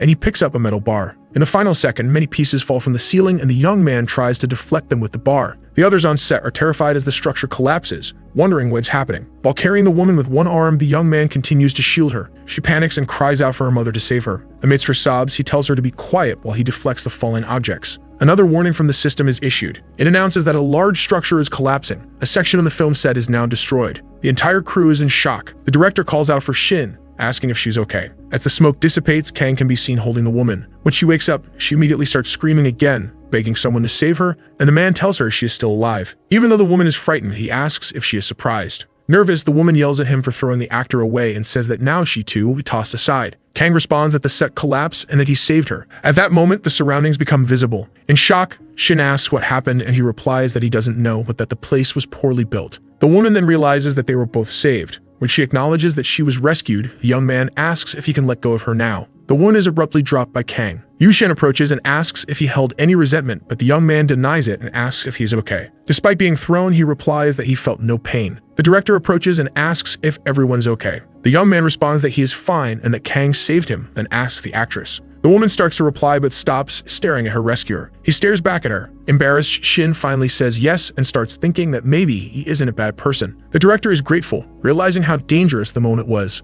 Had the metal bars hit the actors, at worst, someone could have died. If this were due to the poor construction of the set, especially with the drug scandal, the movie would be doomed. Observing Kang, the director calls him a hero. A filmmaker asks if they can resume filming after repairs, and the director responds that they cannot. Soon after, a cameraman approaches. He reveals that he captured everything from a perfect camera angle, leaving everyone confused. The young man excitedly says that the camera was rolling and recorded everything, urging them to check. On the screen, Kang can be seen dodging the fallen beams while holding the woman on his shoulders. The three young men are astonished by the angle and footage. Sun says it looks like a Hollywood movie and that the scene is perfect. He starts saying that the scene will become massive because it has turned iconic, but the filmmaker interrupts him. Although the scene is great, it was recorded during an accident and not as a planned sequence. Then he asks what would happen if the public found out that it was, in fact, an accident, and the director becomes worried. But he replies that since no one was injured, they could use it for marketing. In the worst case, they could handle it with lawyers. His companion asks if they will continue, and he replies that they will, but only if the agent allows it. The director runs toward the man. He thanks him for saving everyone in the accident, and the eye responds that it is all part of its core function. He replies that he only did what needed to be done. Sun is pleased with the response and asks if they can use the footage, even though it was an accident. The system reveals that they could be exposed, but there would be no problem since Kang's face was covered. Taking the system's response into account, Kang agrees to the request. In another part of the set, a director asks Shin if she's okay, and she replies that she is. She watches the young man from a distance. Looking at his clothes, she notices a tear on his back. Alarmed, the woman stands up and rushes to him, asking if he is hurt because of the tear. He replies that he is fine. The woman thinks that despite the danger, Kang saved both of them and didn't get hurt, finding him incredible. Despite her thoughts, she thanks him and he replies that he was just doing his part to help. Shin gets angry and responds that she is an actress, not a crew member. He simply laughs and says it was just a joke. He tells the director that his work is done and he is leaving, and the man thanks him for all his help. The others comment that Nae is incredible and that the food at his cafe is delicious. Shin asks where he works and the filmmaker replies that it's at a cyber cafe. Although everyone finds it strange, they wonder how someone so talented works in a place like that. The woman asks if he will return and the director replies that he needs him to come back. That with Kang's help, the film would be the best action movie, but the woman corrects him, saying that the film was supposed to be a romantic comedy. He replies that the genre doesn't matter. If they cut out the drug scenes and added action sequences, they can solve a pile of problems. The filmmaker says he will hire an action director and the other asks why. He adds that Kang filmed all the scenes perfectly without any help and his colleague agrees. Sun continues, saying they need time and that the man is an effective solution. Even though he isn't an actor, he is better than Kim. Still not convinced, his colleague asks about the food truck and he replies that the man is frustrating, that he doesn't want to talk about anything else and will handle the problem himself. Then he heads toward the man who left the set, shouting his name. Kang leaves the set, thinking everything was fine, but the collapse happened without reason. It occurred exactly where the actors were, making it highly suspicious. Jim reveals that after analyzing the data, it estimated that intentional damage was done to the structure to make it collapse. The man then asks if this is really what he thinks, if someone might have done it on purpose. The system responds that multiple beams were directed at Shin, and that only someone who had seen the script could have premeditated this action. Kang concludes that someone either targeted the actors or tried to sabotage the film, but it was intentional. At that moment, the director arrives, panting and calling out to him. As he approaches, he asks for some time to talk, and the man asks if there's anything to discuss. Desperate, he pleads with the young man to save his film. Sun then explains the dire situation of the production. The eye reveals that the geographic area is identical to its database, meaning the information holds no value. Kang replies that he works in Seoul and can't come back, but his companion says it's fine, because the next day, he will move all the recordings to Seoul. The young man responds that he has work and can't stay on set, but Sun says they will only film what's necessary. Jeon says this won't work, but adds that the man would receive a solid payment. If a higher offer were made, it would be good to accept, and Kang wonders about the sudden change in attitude. Convinced, the man asks the director to tell him the schedule he needs to follow. Sun is immensely grateful, saying he will stay up all night reviewing everything. In the following days, the director changes from being downcast to being dedicated and full of energy. But the set itself begins to take a better shape, and everyone is rushing to complete the film. The extras feel like everything is going very well. Even at night, due to Kang's influence, the atmosphere feels calmer and lighter. A white car arrives, skidding. From inside, manager Kim comes running. He enters the set and yells for the director. Sun asks what happened, and he begs to be saved. That they can't release the original film because it would cause massive losses for the company. But they also can't delay it since they've already booked the biggest theater sluts. But Taemin tells him to be quiet, because the director will solve all the problems. Kim asks how he plans to do that, and he replies that he will change the film's genre. It will now be an action romantic comedy, leaving his colleague nervous about the decision. The manager says they only have a few weeks left to film and asks how he plans to change the genre now. Sun replies that he is already working on it and will show something later, but someone suddenly slams the set door open. He asks to bang the door like that during filming, commenting that it raised a lot of dust. His colleague immediately recognizes who it is and bows to greet his superior, completely caught off guard. The director wonders if this is President Lee Tae-ho. Lee responds that he didn't come to disrupt the filming, but after hearing about the set accident that caused the collapse, he had to come in person. Kim says there were technical issues, but the president asks why he didn't prevent them. The young man tries to answer his boss, but the latter tells him not to blame it on any drugs. The president's daughter, Lee Min-ji, hears his voice and approaches, asking if he is angry. The president is pleased to see her. Lee says she heard his voice and came over, and he responds that it was just a bit of noise.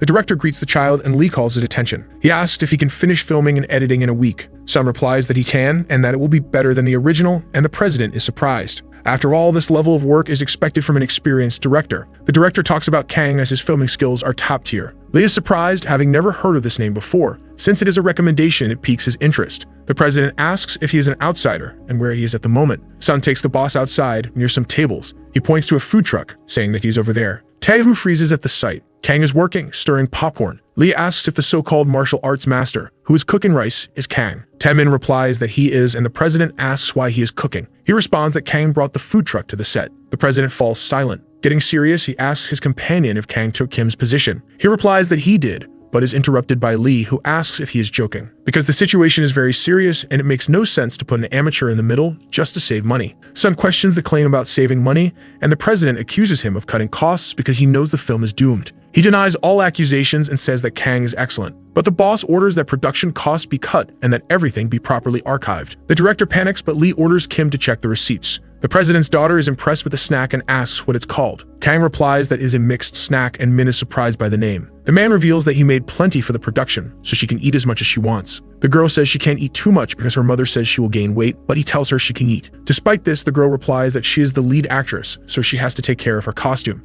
She adds that she is a child actress, but even so, she's the main actress, and he responds that she is right. She asks the young man to make more snacks, and he replies that he will be in Seoul, so he won't be able to. Min asks if she can take some and hide them, but he suggests that she visit the cyber cafe as there will be more there. She agrees and hands him her personal phone. She asks him to write down his number so she can contact him in the future, and he simply complies. On set, the president is about to leave, but the filmmaker asks for a moment with him. He tries to convince his boss, saying that the director is a perfectionist and never settles for mediocre results. But when it comes to Kang, he literally trembled, and that is something serious. Lee is convinced and asks to see the recordings. As he adjusts himself and starts the video, they are stunned by everything that was captured. In disbelief at what he sees, he asks when they added the special effects. How did they choreograph the scenes to get that kind of footage? Sam reveals that there are no special effects and that the footage is raw with no editing. That Kang calculated all the camera angles to get perfect framing in the shots. Still in disbelief, Lee asks if the man from the food truck did all this, and the director confirms it. He asks if everything was really done by an amateur in a single take. His companion replies that it was and that the set collapse was real, so Kang saved everyone from a crisis.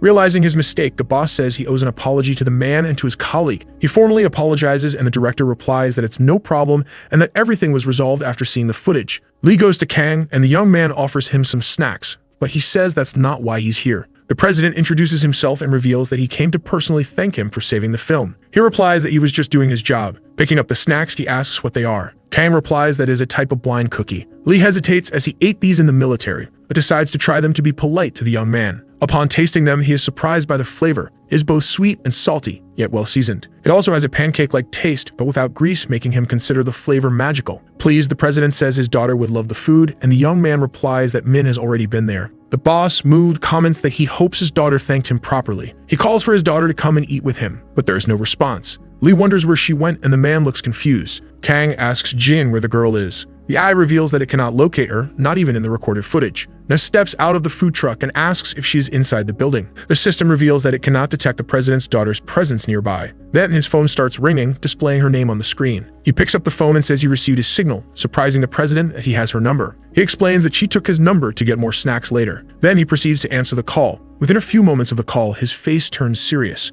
This catches Lee's attention, and he calls out to him. The president asks why Kang looks so troubled. Kanjin speaks into the phone, greeting the person on the other end of the line. A man approaches and calls out to the young man. He asks why he looks so upset, but the young man just ignores him and walks in another direction. He wonders about the probability that Minji broke her phone. The AI says is unlikely, as the sound was different. With that, the young man asks the AI to analyze what the sound was, and it plays the recorded data. The analysis is completed, and the AI determines that the sound came from a soft object wrapped in an outer layer. Then there is a sound of plastic being pressed against metal. Echoes inside a confined space are also detected. Kanjin ponders the soft object that was identified. He also reflects on the other sounds captured and the confined space. Quickly, he concludes that the AI might be saying the call was made from inside a car. Someone yells in frustration, asking how the other could kidnap someone and leave the victim with a phone. The kidnapper says he didn't know the girl had her phone. He also says he took the device from her quickly, but the other man says they will be suspected if they call again. Frustrated, the gang leader asks who the girl called, and they say the screen showed Snackman. Asking if the girl wants something to eat, he jokes that he could bring her some food. Regardless, the leader orders them to move the car quietly since they need to escape before anyone notices. Nearby, the man next to Kanjin calls him again and asks what's wrong. He says that after answering the call from his daughter,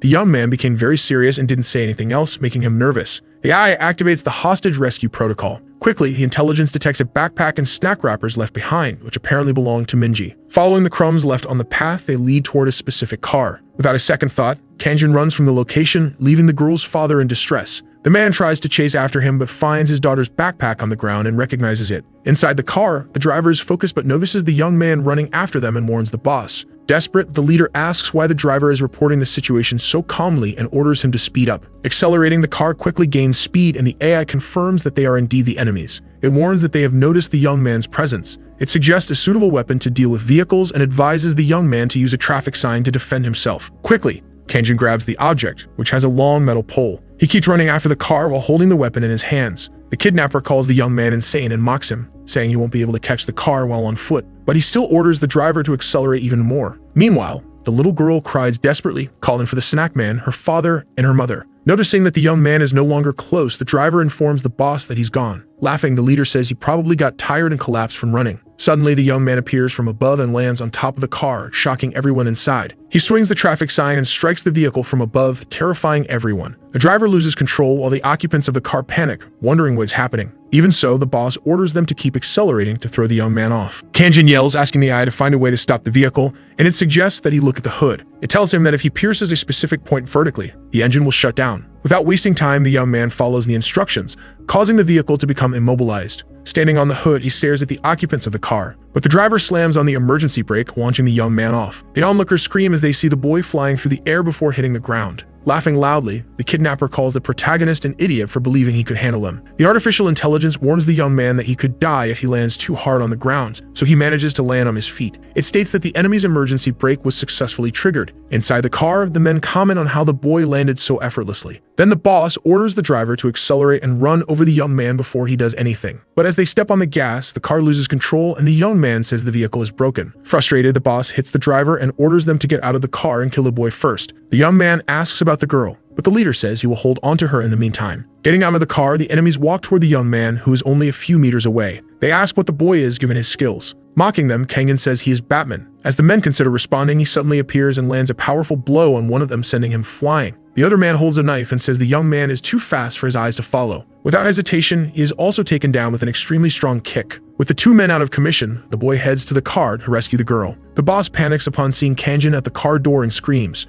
Calmly, the young man says he will save the girl and that she doesn't need to worry. Thinking quickly, the protagonist asks the AI for a plan to subdue the kidnapper. The AI responds that the young man should jump into the car to overpower the enemy and gradually convince him to surrender, or he can lure him out of the car. Kang-in opts to draw the man out of the vehicle. After all, the other option might put Minji in danger. The AI suggests that to lower the enemy's guard, the boy should step away from the area, since the kidnapper won't come out unless he feels safe. Seeing the boy step back, the kidnapper assumes he won't attack. He notices a group approaching and says he needs to leave before they arrive. Opening the car door, he steps out with the girl and holds a knife to her neck. Giving orders, he tells Kang-in to get the car and not call the police or the girl will die. The father panics upon seeing his daughter in that situation. Desperate, he begs the young man's friend to tell him to get the car. Terrified, he runs toward Minji. Shouting, he says he will give the man the car, but in exchange, he must not harm the girl. Otherwise, he will destroy the kidnapper's entire lineage. The kidnapper accepts the offer, but says the girl's father must retrieve the car, then rushes off. The others nearby ask if they should call the police, but one of the young men says they must keep this secret. The father drives the car and tells his daughter to hold on a little longer as he is on his way. The AI tells the protagonist that giving the villain a vehicle will increase the chances of him escaping with the hostage. Without hesitation, the father arrives with the car. He yells for the kidnapper not to touch Minji. Crying, a little girl calls out for her father, but the villain points the knife at the young man and orders him to raise his hands and stay back. However, he cannot bear to see his daughter in that situation,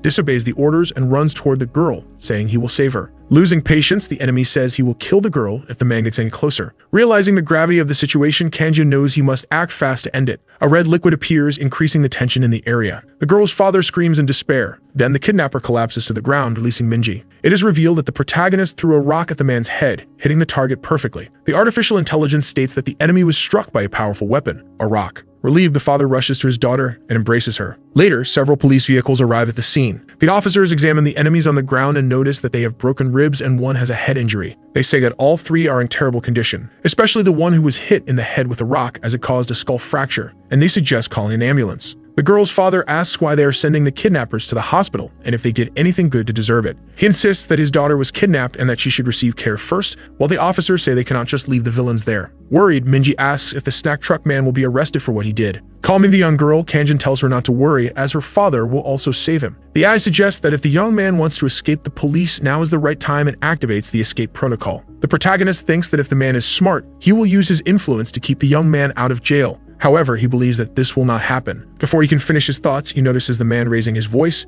telling the police officer that Kang-in saved his life and is innocent. Unmoved, the officer says he needs evidence to prevent the man from being arrested. Concerned, the father says they are in the mountains and there is no way to provide proof. But he is interrupted by a man who says he has a way to prove the protagonist's innocence. Looking up, he sees that it is the film director, who states that this is his film set and that he recorded many of the events. He shows the video of what happened, where the kidnappers are clearly filmed. With the perfect camera angles, the police conclude that the three men kidnapped the girl and threatened Kang-in. The director explains that the set is full of cameras and that when something happens, everything gets recorded. Everyone agrees that the protagonist is a hero who saved them all. The AI terminates the escape protocol. One of the officers says that even if the villain's leader dies, the young man will not be punished for the crime. The girl's father says that if anyone tries to unjustly punish the protagonist, he will show the recorded footage. Even so, Kang-in promises that he will not run away but will take his leave because it is already dinner time. At a restaurant, he sits down to eat and asks if she wants to try a dessert. The little girl asks if the young man made the sweet, and he says yes, adding that he tried to please her,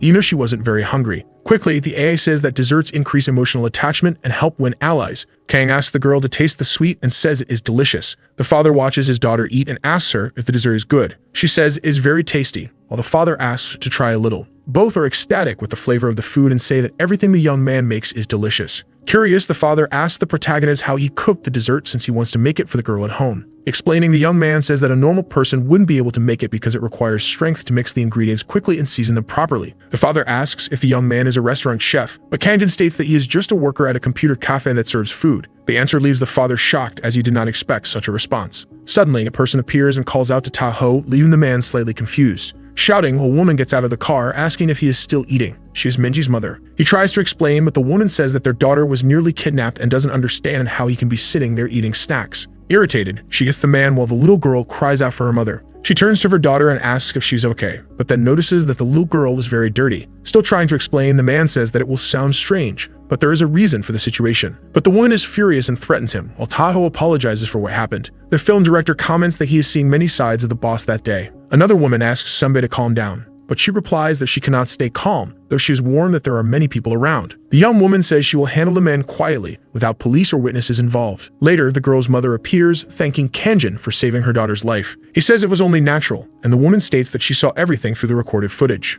In detail, Sunbae recounts the moment when the young man saved the girl and says that he risked his life. Reassuringly, the man says that everything was controlled so that he wouldn't get hurt, but he is interrupted by Minji, who reminds him of his promise. Kang-in tells her that whenever she wants sweets and snacks, she just needs to call him. Feeling calmer, the woman says she is heading home since the girl needs to do her homework, and she bids farewell to her husband. Talking with the protagonist, Taho says that if it weren't for the young man, he and his wife would be in despair at that moment. He thanks the young man once again and says he will treat him to a fancy meal sometime. Someone calls for President Taho to come over for a moment. As he approaches, a woman says she saw everything and mentions that the young man could do some action scenes. She asks if he is lying about working with computers. The young man affirms that it is not a lie, and the girl asks where the place is, requesting that he send her the address and phone number. Grabbing the young woman's phone, he saves his contact as Kang-in. Happy, she thanks the young man. But then she quickly tells him not to get the wrong idea and that she only asked for his contact to visit the computer cafe. Leaving the place, he realizes that he doesn't even know the cafe's number. Someone appears, asking what is going on, and questioning who dared to publish something on the internet.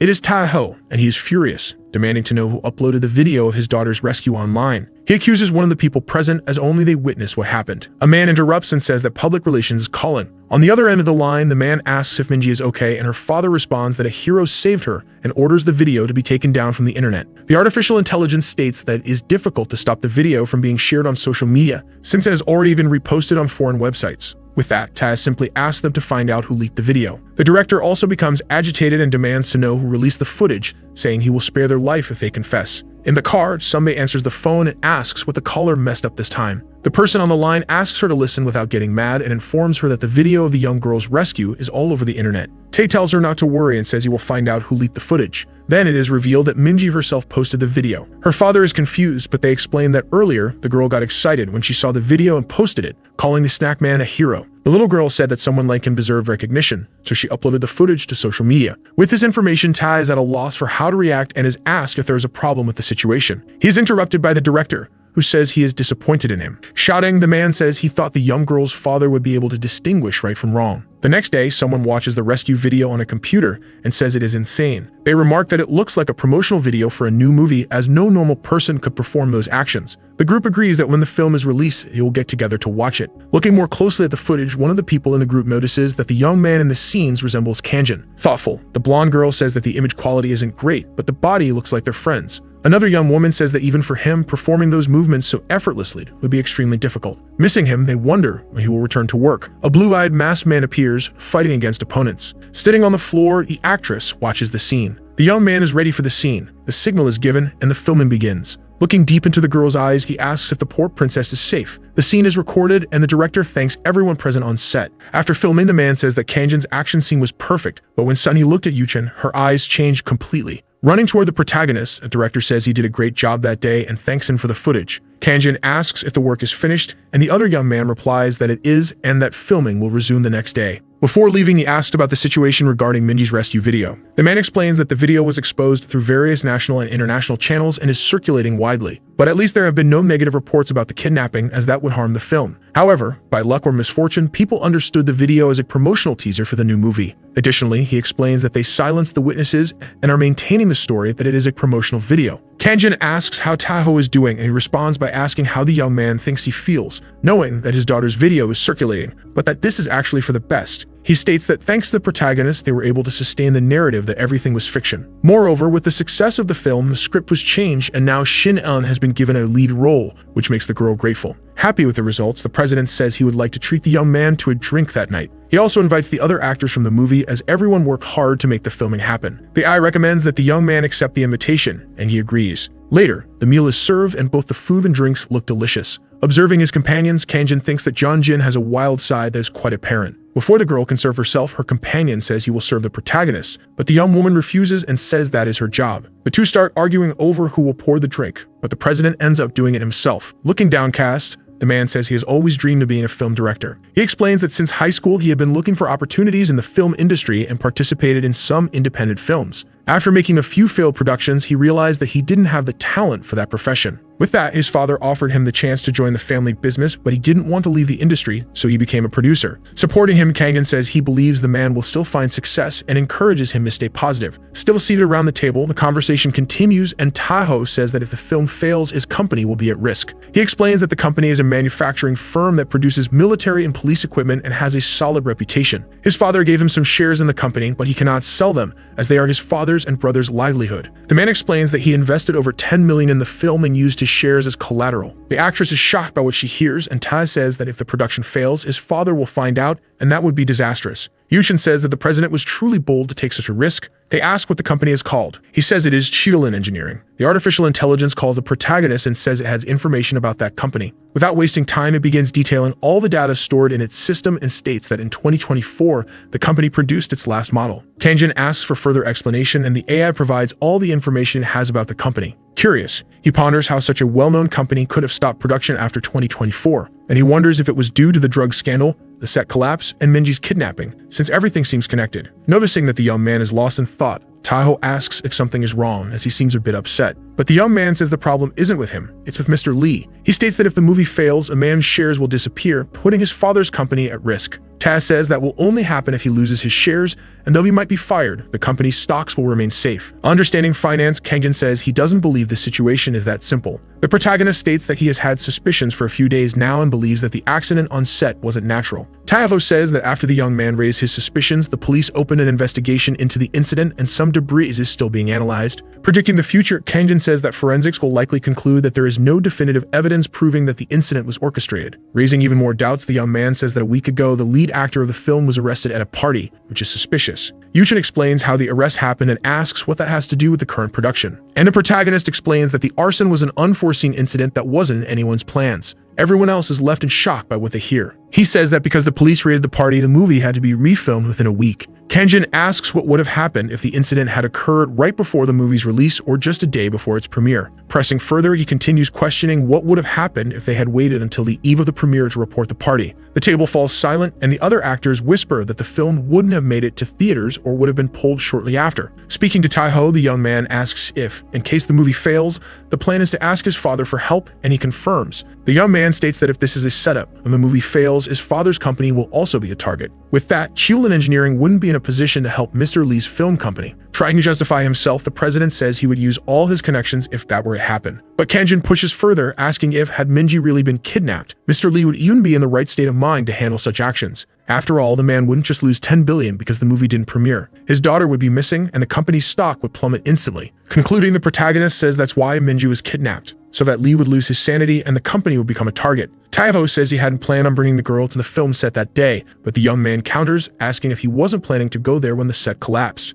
Stammering, the man says that of course he was going. Then he concludes that whoever caused the accident at the filming studio knew that the president would be at the location with his daughter. The actress stands up from the table and shouts, asking if someone collapsed the set to hurt her, but the young man says the target was the set, not her. However, if someone had been injured, it would have caused chaos, which was what they wanted, to make it easier to kidnap the little girl. The protagonist says the kidnappers probably thought it was a flawless plan. Sunhee says that if they investigate the kidnappers, they should be able to find out who is behind this. At the police station, the officers are frustrated with the trio that was previously arrested. The chief is angry with their answers and says that they claim to have heard that the young girl would be at the studio, which is why they decided to kidnap her. One of them responds, saying that the girl's father is a billionaire, and they thought that by kidnapping the girl, they could demand a huge ransom. And since it was a mountainous area, the trio believed no one would be able to catch them. But they all claim not to remember who told them about the rumor that the girl would be there, only that they heard it at a bar. The chief orders an investigation into which bar it was, but the police say they already checked, and there's no evidence. Back at the restaurant, Kang-in says that would be the scenario if the movie failed. The others say it sounds like an interesting story and that they were completely immersed in it. As everyone talks about how this could make a great screenplay, Minji's father sits in deep thought. Later, Yuchen leaves the bar quite cheerful from the drinks he had. Reflecting on what happened, Taiho says he won't use the company's shares like that again. Meanwhile, Kang-in thinks the company must be strong because otherwise, they wouldn't risk something so dangerous. His thoughts are interrupted by Sunhee, who asks if he has time to have another drink with her. He agrees, but says all three of them should go together. Later, Lee Taho's father yells, calling his son an idiot, saying he can't believe he used the company's shares to fund a movie. Regretful, the man says it's a project that could help the company grow and improve its image. Lee Ta-sung, Taho's brother, says that the company's situation isn't good. Taho asks why, since he had heard that Chilin was developing an amazing new product. His brother says that because of this, someone has been trying to interfere with the company's bids. But since their shares are solid, it seems that the interference has stopped. Standing up, Lee asks if these people might be behind his daughter's kidnapping. His brother says that some competitors likely made a move, but that the investors looking to acquire the company are suspicious. Before anything else, the father decides to clarify the situation and asks his son if he is sure the movie won't fail. The man says yes, and that the new footage is even better than the original version, while the elder thanks the stunt double. Taiho says that thanks to Kang-in, they were able to film everything quickly. His father thinks that if his son's company is doing well, Chilin is protected from external attacks and asks if he is right. Agreeing, the young man says they are protected, but that he will further reinforce their defenses. Before saying goodbye, the older man warns that if his son touches the shares again, he will disinherit him. Going to his room to sleep, the boy thanks Mr. Kang-in for his help, but he is interrupted by his father, who says he needs to reward the protagonist since he helped him a lot. However, the young man thinks that the boy is already at a level beyond where he could offer him any position. One of the girls working in the computer area receives a ticket to watch the movie and is asked if she wants to attend the premiere. She says she is not sure and that she has no time, while Kang-in says she does not need to worry about going. However, she changes her mind. The other coworkers ask the boy about their invitation, and the protagonist questions whether they will not be working. Quickly, the two say that new workers have started at the place, explaining that they are robots that clean everything by themselves. Returning to the movie topic, everyone comments that they saw the promotional video for the production and found the publicity beautiful. They say they can skip their part-time job to accompany the young man at the movie premiere, but the protagonist believes it is just an excuse for them to take a break. Later,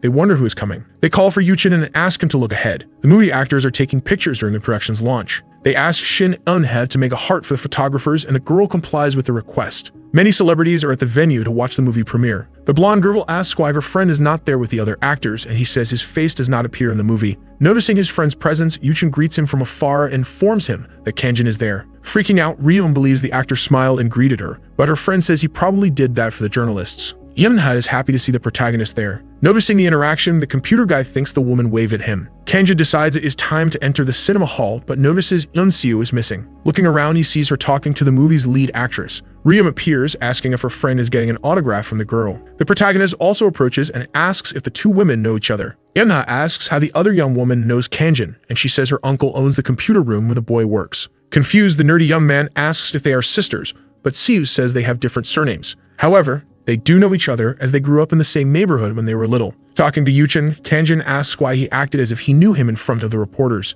Riem is incredulous upon seeing her friend speaking so casually with the actor. Minji appears, calling for the snack boy. Picking her up, he asks how she is. The girl's parents approach and say they have saved good seats for the young man. The fact that actress Jang Mi-jong is there shakes the protagonist's friends. He says he already has tickets, but Taho asks him to discard them since he is one of the production's lead actors. Happy, the friends wonder if they should learn to cook so they can sit close to a celebrity too. In the cinema hall, the director says he would be happy if Kang-in went up on stage for the greetings, but the young man declines, saying he is not an actor. Thoughtful, the director says that if it were not for the boy, they would have hardly finished filming the movie. The screen lights up and the production begins to play. Outside, two people listen to the sounds coming from the cinema hall. The two get curious and wonder why the audience is gasping all at once. After the screening, the movie ends and everyone applauds the cinematic work. The eye says that if it were not for the boy's help and hers, it would have been a rather ordinary film. Those who watched the movie say that the 2 hours flew by. The next steps are the greetings on stage and the interview with director Sun Ta-min and the actors. Receiving the applause, those involved thank everyone for coming. Sun Ta says he has something to confess to the audience about the project. He says that the scenes of the set collapsing were real and not fiction, and that they only used footage of the real accident after obtaining everyone's authorization, concluding that of course no one was hurt, otherwise he would never have used such material. Tavo believes that public opinion can still worsen, but if anything happens, he will deal with it later. One of the journalists present raises his hand and asks if they received any treatment for the incident. He also says that the actress seemed genuinely shocked and questions whether she suffered any issues because of it. The young woman denies it and says she was rescued safely. They ask if, in the action scenes, it was Kim Yuchen, and he replies that if he had filmed them, he probably wouldn't be alive anymore. He explains that in some scenes, stunt doubles were used. The actor states that his stunt double had a body similar to his, which is why he was used in the action scenes. But he asks the journalist to omit this information from the article that will be published. Later, the movie news appears on the young man's website and many comments start pouring in. 2 days later, Riem shows her phone and states that the movie is ranked #1. Kang-in asks why she treats the movie as if it were hers, and the young woman says she considers the boy as part of her family, so these things are hers too. She asks why her friend doesn't become a real actor, but he says that one movie is enough. The girl is disappointed, saying she thought she could see a celebrity again. The protagonist says he is busy with other things, but the girl asks if he hasn't been playing around the whole time. Curious, Riem asks what he does in his free time besides being a chef. Without hesitation, the young man replies that he has a special mission for Earth's unity. Laughing, Taho celebrates with the director the success of the movie, and Siu Taemin says he told him everything would work out. The director states that he was confident the production would have a large audience. Happy, the man says that at this pace he will recover the 10 million he invested. He says that on the first day he almost cried since the theaters were empty, but now he is very happy. Already thinking about the next movie, the director says he is considering hiring stunt doubles on a large scale, but Taho says it will be a romance film. However, the man states that if he can count on Kang-in, he will jump straight into the scriptwriting process. Suggesting an idea, Minji's father tells the director to sign the next movie with his company, guaranteeing that it will also be a box office success. Tae asks if Sam has already spoken with Kang-in, and the man says he will attempt it immediately. He decides to call the protagonist at that moment. On the other end of the line, the young man sees that it is a call from an unknown number. Nearby, they announce that they have brought 2 special guests from the movie Sunny Day. They welcome Yuchen and Shin Eun-ha. Seated around a table, the radio host asks how the two feel about the success of the production. The actor says he is very grateful and that he is receiving many interview and advertisement requests. The interviewer asks if the story about the set collapsing is true, and the actress confirms, saying she was saved from being hit by a piece of metal. She asks where Yuchen was at the time. Without missing a beat, he says he was taken out of the location before the accident, and that this didn't appear in the movie because he flew away. The journalist is incredulous, saying that the stunt actor is incredible and seems to have calculated everything in such a short time. Ian says the boy is not a professional actor and is just the food truck guy. Yuchen adds that he jumped onto a moving car without being strapped in. With this information, the journalist says she watched the movie but didn't see a scene like that in the production. The two realize they have said too much, and the actress says her friend is talking about unnecessary things.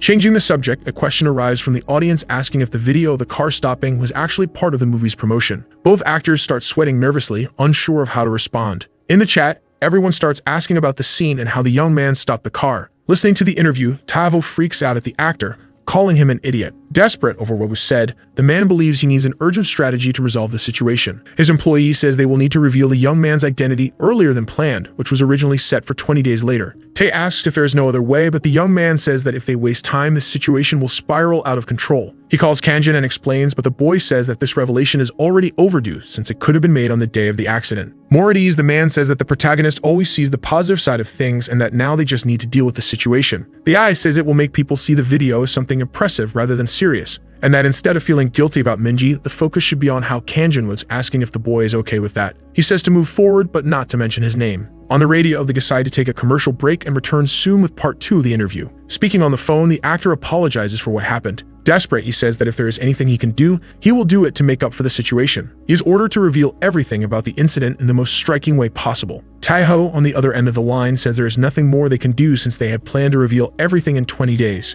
The young man is instructed to say that the food truck guy handled everything and that, because of this, it will not seem like a serious accident. He is called back to the studio, but before hanging up, he confirms that he will not mention the protagonist's name. Back in the interview, Yuchin says he will explain what happened in the footage since he did not have time to do so earlier. The actor says it was a real event that happened on the first day of filming, and that some kidnappers tried to take Minji Lee. The journalist then realizes why the young man had to jump onto the car. It was a critical situation. Yuchin explains that the food truck man acted quickly to safely save the girl. In the chat, everyone wonders if the guy is human and how he survived such an action. Many people start asking who the young man is and how he managed to do that. The comments keep coming and everyone is incredulous about the story. The AI reports that online information about the movie is growing rapidly. Kang-in says it's fine since his name and face were not revealed. But he asks Jin if he could actually go to the Olympics, and the AI says he wouldn't pass the doping test. He asked about baseball, and she responds that the sport also controls doping. Tired, the boy says he won't do anything else and lies down. But the AI says they need to change their temporary base to something more stable, and that any place would be better than that computer room. Thoughtful, the young man asks if they could build a new base with the budget they have. Jane says that the payment for the current movie has just arrived, and the protagonist asks how much he received. He is informed that 5 million won have been deposited into his account. Ryum appears and says that from the moment she saw the video, she thought the stuntman was Kang-in. She says she has a good eye for recognizing people and finds the situation very cool. Talking to her friend, she asks if he has ever seen someone who looks like Kang-in before. The young man replies that the person he saw was incredibly skilled as well, but that in any case, they weren't better than the protagonist.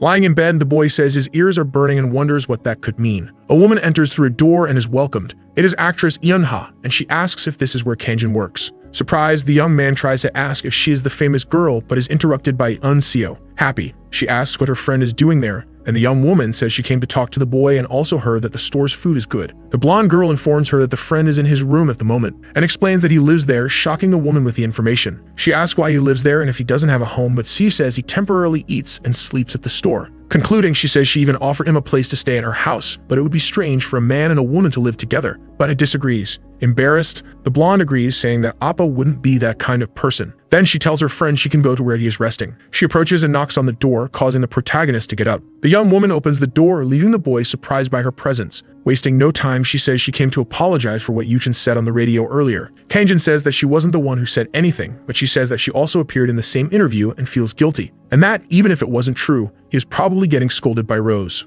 Tired, the young man asks if she came all the way there just to say that. But Eunha says she also came because she heard the food was delicious. Frustrating the girl's plans, the protagonist says they are not serving food that day because he is leaving, and he states that he is looking for a place to live since that room is not ideal. Curious, the actress asks why he is living there, but the boy cuts her off, saying he has his reasons. Determined, she says she will go with him and that it will be nice to have someone helping him choose. Later, the two are inside a house that only has a refrigerator and an old air conditioner. Evenhud is startled to see that it is a small studio and asks if the stunt double didn't receive his payment. The girl doesn't understand how someone with great skills like him stays in a computer room and wants to live in a studio. She asks how much he got for being part of the movie and says she will help him find a better place. Without hiding, he replies that he earned 5 million, leaving the girl speechless. Quickly, she grabs her phone and calls someone. On the other end of the line is Taho's wife, who asks why she is calling. The woman asks if she is calling to plead for Yuchin. Eunha says she will not comment on Sunbay's decision, and the woman says she will let him survive. All at once, the girl says she is calling because she thinks the amount her friend received for the movie is wrong. Unaware of the situation, the woman says the young man should have earned more and that she will check with Lee to see what happened. After the call, the actress suggests that she and her friend continue looking for better places while waiting for the woman's response.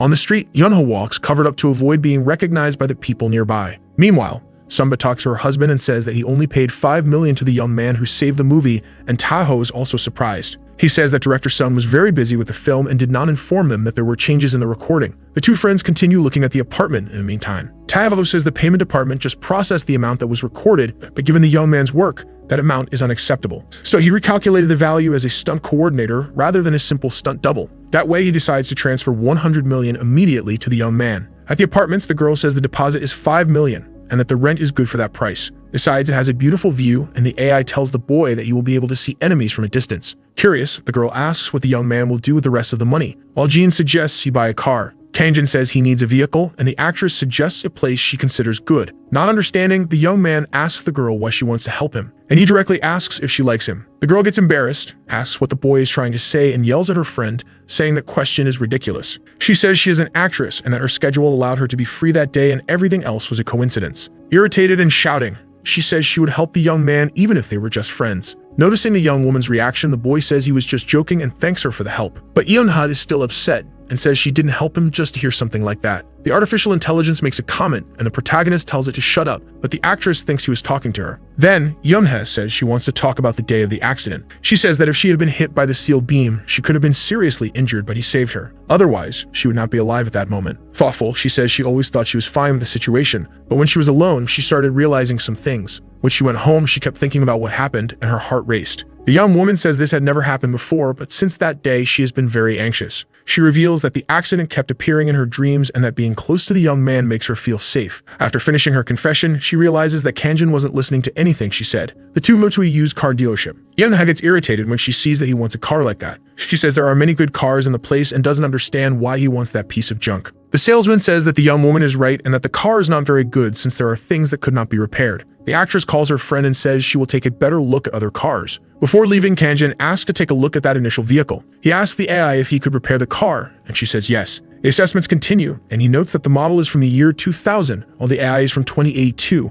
making it an 82-year-old model. But Jean tells him not to worry since she has manuals for cars up to 100 years old. With that, Kang-in says he likes it and will take that car, surprising Yun the salesman. The boy is advised that the car is not in the best condition, but he asks for a lower price. He decides to negotiate with the salesman, much to Yeonha's dismay. Later, he asks the AI if it wouldn't be better to fix the car in the garage of his new apartment, but Jin warns that the neighbors would get suspicious, so she decides to search for a location where the repairs can be done using her database. Quickly, she finds a closed junkyard and Kang-in asks where she found it. Jen explains that she collects important information while accompanying the boy. She instructs him to take the parts he needs and then repair the vehicle. Arriving at the junkyard, a young man is accompanied by Yeonha, who asks what this place is. Annoyed, she questions why he brought the old car there, but the boy asks her not to speak like that. The girl refuses to accept it and asks if her friend is making a horror movie and didn't tell her, which is why he brought her there. Both enter through a door and there is a mechanic's workshop inside. Curious, she asks if the protagonist is serious and if he is really going to fix the car there. She questions whether he knows how to work as a mechanic and if he doesn't need a specific license. But Kang-in claims that Neo2 teaches anything. Without stopping, the girl starts imagining different scenarios where the car explodes, but the boy asks why she assumes she will be riding in his car. Once again, she asks what this place is, and the young man says it's a junk shop. He explains that he rented the place for a year so he could use it. Putting on gloves, he looks at the girl, who doesn't quite understand. Without hesitation, he asks if Un plans to follow him around all day. His words irritate the actress, and she says she is not following the boy. It was he who brought her there. Frustrated, she says she will leave him alone and that if he gets bored, it's not her problem, but there is no transportation in the area. Yeon says she will call her manager to pick her up, but there is no signal on her phone since they are in the middle of the mountains. Realizing she is stuck there, she becomes scared, even more nervous. Kang-in closes the door and says he has been planning this situation for a long time, and asks why the girl thinks he brought her there. The girl starts screaming, saying she is not ready for this situation, but the protagonist tells her to be quiet and orders her to help him fix the car. Jeon Jae-in teaches the protagonist how to repair the car's engine. Sitting down, Shai Yeonha claims that the boy is just provoking her, and in response, he says her reaction was very funny. Curious, the brown-haired girl asks if he shouldn't be noting the order of the parts while disassembling the engine, because in a movie she watched, a character didn't do that,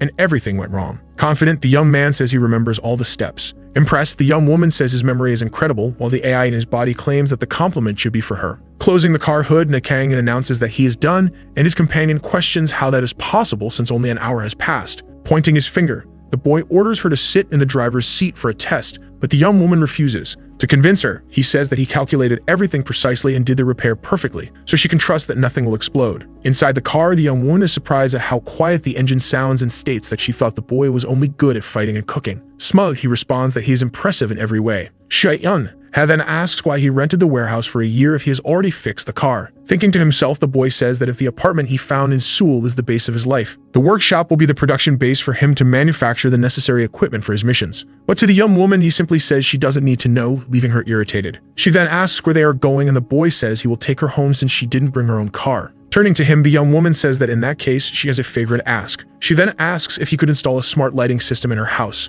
Refusing, the boy tells her to ask her parents. Insisting, she says that both of them live far away and that her younger brother is very ignorant. Unbothered, the young man says she can call someone. Appealing to the boy's emotions, she says she needs help because she is scared. Moreover, every night she has the same dream, which doesn't let her sleep at all. Listening to the conversation, the AI tells the young man that this is common among soldiers in war zones and could be a form of PTSD. Out loud, the boy says that rescuing civilians is a basic mission of the Earth Union Army, leaving the young woman confused. Looking at her, he says he will help her. At the apartment, in no time at all, Kang-in announces that he is finished. Handing the young woman her phone, he asks her to test it. Obeying, she is impressed to see that it really works. Twisting a strand of hair around her finger, she thanks the boy. Heading toward the door, he says he is leaving, but the young woman asks him to wait. Then she asks if he isn't hungry. She plans to make a wonderful meal so he can stay and eat. Blushing, the young woman says that since she already owes him 2 favors, she can't ask him to cook as well. And giving up on cooking, she says she knows a great restaurant where the chef is Ju Chil, who has appeared on television. Jain says this is a great opportunity to learn more about local culture and gather information. Covering his mouth, the boy says the AI just wants to eat, while he himself stays silent, embarrassed. Smiling, he tells the young woman that the food there had better be better than his. In front of Penelope Restaurant, Shai Yunha gets out of the car, stating that the place is famous. So it's not easy to get a reservation. The young man asks if she has one, and in response, she confirms, saying she made the reservation the night before. The boy says he thought it was hard to get a spot, but she responds that for someone like her it isn't, since she's a hot, trending, and ultra-beautiful actress. Entering the place, she also says that she has filmed various programs with the restaurant's chef. Noticing something different, the boy asks who she planned to invite since she made the reservation the night before, leaving her embarrassed. Then, not understanding anything, Kang-in asks why they are at a cafe instead of going to the restaurant. Explaining the dynamics of a date, the young woman says that first the couple should chat at a cafe until they feel hungry. Thinking to himself, the boy says that the fact that his information is in the databases means he once had a normal life. But then why would he be here instead of in the Earth Union Army of 2082? Interrupting his thoughts, the brown-haired young woman decides to call the restaurant to request a table by the window. However, on the other end of the line, someone states that she doesn't have a reservation, leaving her extremely angry. With tears in her eyes, she hangs up and explains that someone more important showed up and took her spot. Unbothered by the situation, the boy says he can cook gukbap for both of them. Still furious, the young woman refuses, asking him to stay where he is while she checks how important this other VIP is. Sipping his coffee, the boy talks to the ad, which says the drink is delicious. In the building's lobby, the security guard notices the blinds moving. To his panic, a group of masked robbers appears. One of them runs up and kicks the man in the stomach. Then he states that their target is Penelope, who is on the 7th floor, so everyone on the other floors must be controlled. At the restaurant, Shin Yunha yells at the chef, asking how he could do that to her. The man apologizes but says that a very important last-minute reservation came up. So since she was the last person to make a reservation, there was nothing he could do, especially because her reservation was not official. Indignant, the young woman says that in that case, they should have warned her earlier. In response, the man says he thought the staff had done so, promising that if she returns the next day, she will receive special treatment. But the young woman says she won't be able to bring her guest tomorrow since she won't have any excuse for it. Sitting at the table that was supposed to be hers, a man in a suit talks to Hwang, who says over the phone that he will not attend. The man in the brown suit says that now he will have to eat alone. In response, the other suggests he call his wife or someone else. Apologizing for the inconvenience, he ends the call and the brown-haired man sighs, because eating alone is not something he likes or is used to. Looking to the side, he notices Shin Yun has presence and approaches her, leaving her surprised. He asks if she came alone, but the young woman says she has company, though her reservation was cancelled. Lee Tae-ho says that's good, leaving the young woman intrigued. Explaining, he says that his guest cancelled, forcing him to eat alone, but now he can join the young woman and Kang-in. After all, 3 is better than 2. The chef agrees, saying that the table was hers to begin with. Still on the lower floor, the young man continues enjoying his coffee, asking Jain to chemically analyze what makes this drink so different from the one served at his workplace. But the AI says that information input is only possible through the agent's body. Looking at his phone, the young man notices that the young woman hasn't responded for some time. Curious, the AI asks if he really prefers beef soup over gourmet restaurant dishes, but he says he was just being polite. Responding, the machine says she didn't know he was polite, and the young man says she must have a bug for being so rebellious. Concerned, the protagonist looks at the clock and realizes it has been 20 minutes since his friend left. Suddenly, the AI says an anomaly has been detected, because all nearby smartphones have lost signal. The young man asks if there is another anomaly nearby. In response, the AI says that the first floor blinds are closed, as well as the entrance and emergency doors.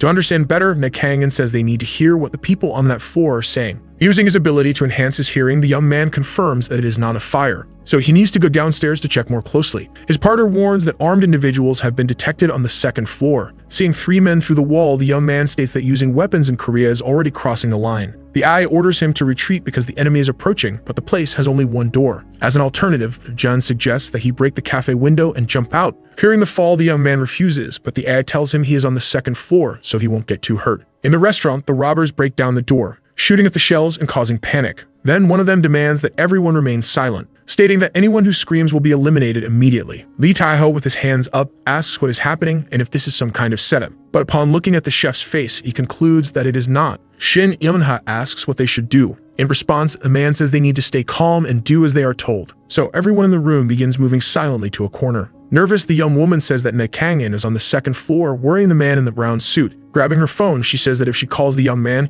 he will come to rescue them. But suddenly, a gun is pointed at her head. The robber next to her says that phones are forbidden, and that there is no signal anyway. Frightened, the young woman raises her hands and starts sweating nervously as she moves to the corner of the room as the man ordered. Afraid, the president says that no matter how strong the young man is against a gun, there's nothing he can do. Meanwhile, the hero, still on the second floor, analyzes the idea of breaking the window to escape. However, remembering his mission to rescue civilians for the United Earth Alliance, he states that retreating is not an option. Suddenly, part of the gang of robbers invades the cafe, ordering everyone to raise their hands and stay still. Observing, the customers wonder if this is a flash mob or something related to an internet stream. Infuriating the group's leader, taking a drastic measure, the man shoots one of the display cases, making everyone realize this was no joke. With his hands up, Kang-in asks the AI to identify the type of weapon being used. Obeying, the assistant says that the weapon is a semi-automatic 9mm equipped with a high-performance suppressor. Besides having a noise reduction module, the young man concludes that with such advanced equipment, the robbers must also be highly skilled. Sensing the danger, John Jae-in states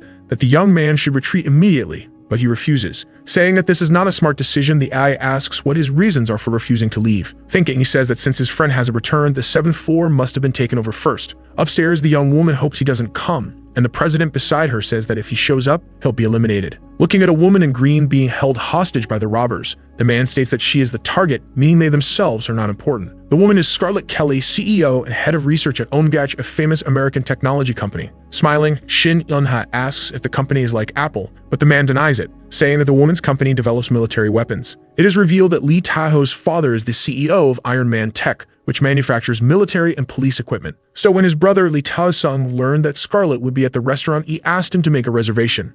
Since he owns a well-known company in the film industry, he contacted the chef and secured a spot. But now his brother isn't there and only he is in danger. Curious, the young woman asks if this is then a dispute between arms dealers. One of the robbers overhears the conversation and warns that if they make any more noise, they will be taken out. Pointing the gun at the red-haired woman, the gang leader demands that she give up the access code so she can be spared. Because no matter how much she loves money, if she has no life, she won't be able to use it. Without revealing the code, the woman asks how much she is being paid to do this, stating that whatever the amount, she will double it so they can end this without anyone getting hurt. Laughing, the robber rejects the offer and says he isn't doing this for money. Kelly then says he can do whatever he wants, but she will not reveal the code. Ordering the woman to start walking, the man says he will test whether that's true. Pointing at the hostages, he says he can make all of them suffer, leaving the red-haired woman very apprehensive. On the second floor, John Jae-in says she detected 2 unusual noises from above, which might be gunfire. The young man asks if the noise is coming from the 7th floor. In response, the AI states that it's coming from the 3rd floor and up, and she also heard glass breaking. Thinking to himself, the young man wonders what could have caused them to fire twice, then concluding that the robbers must be threatening people behind the closed blinds.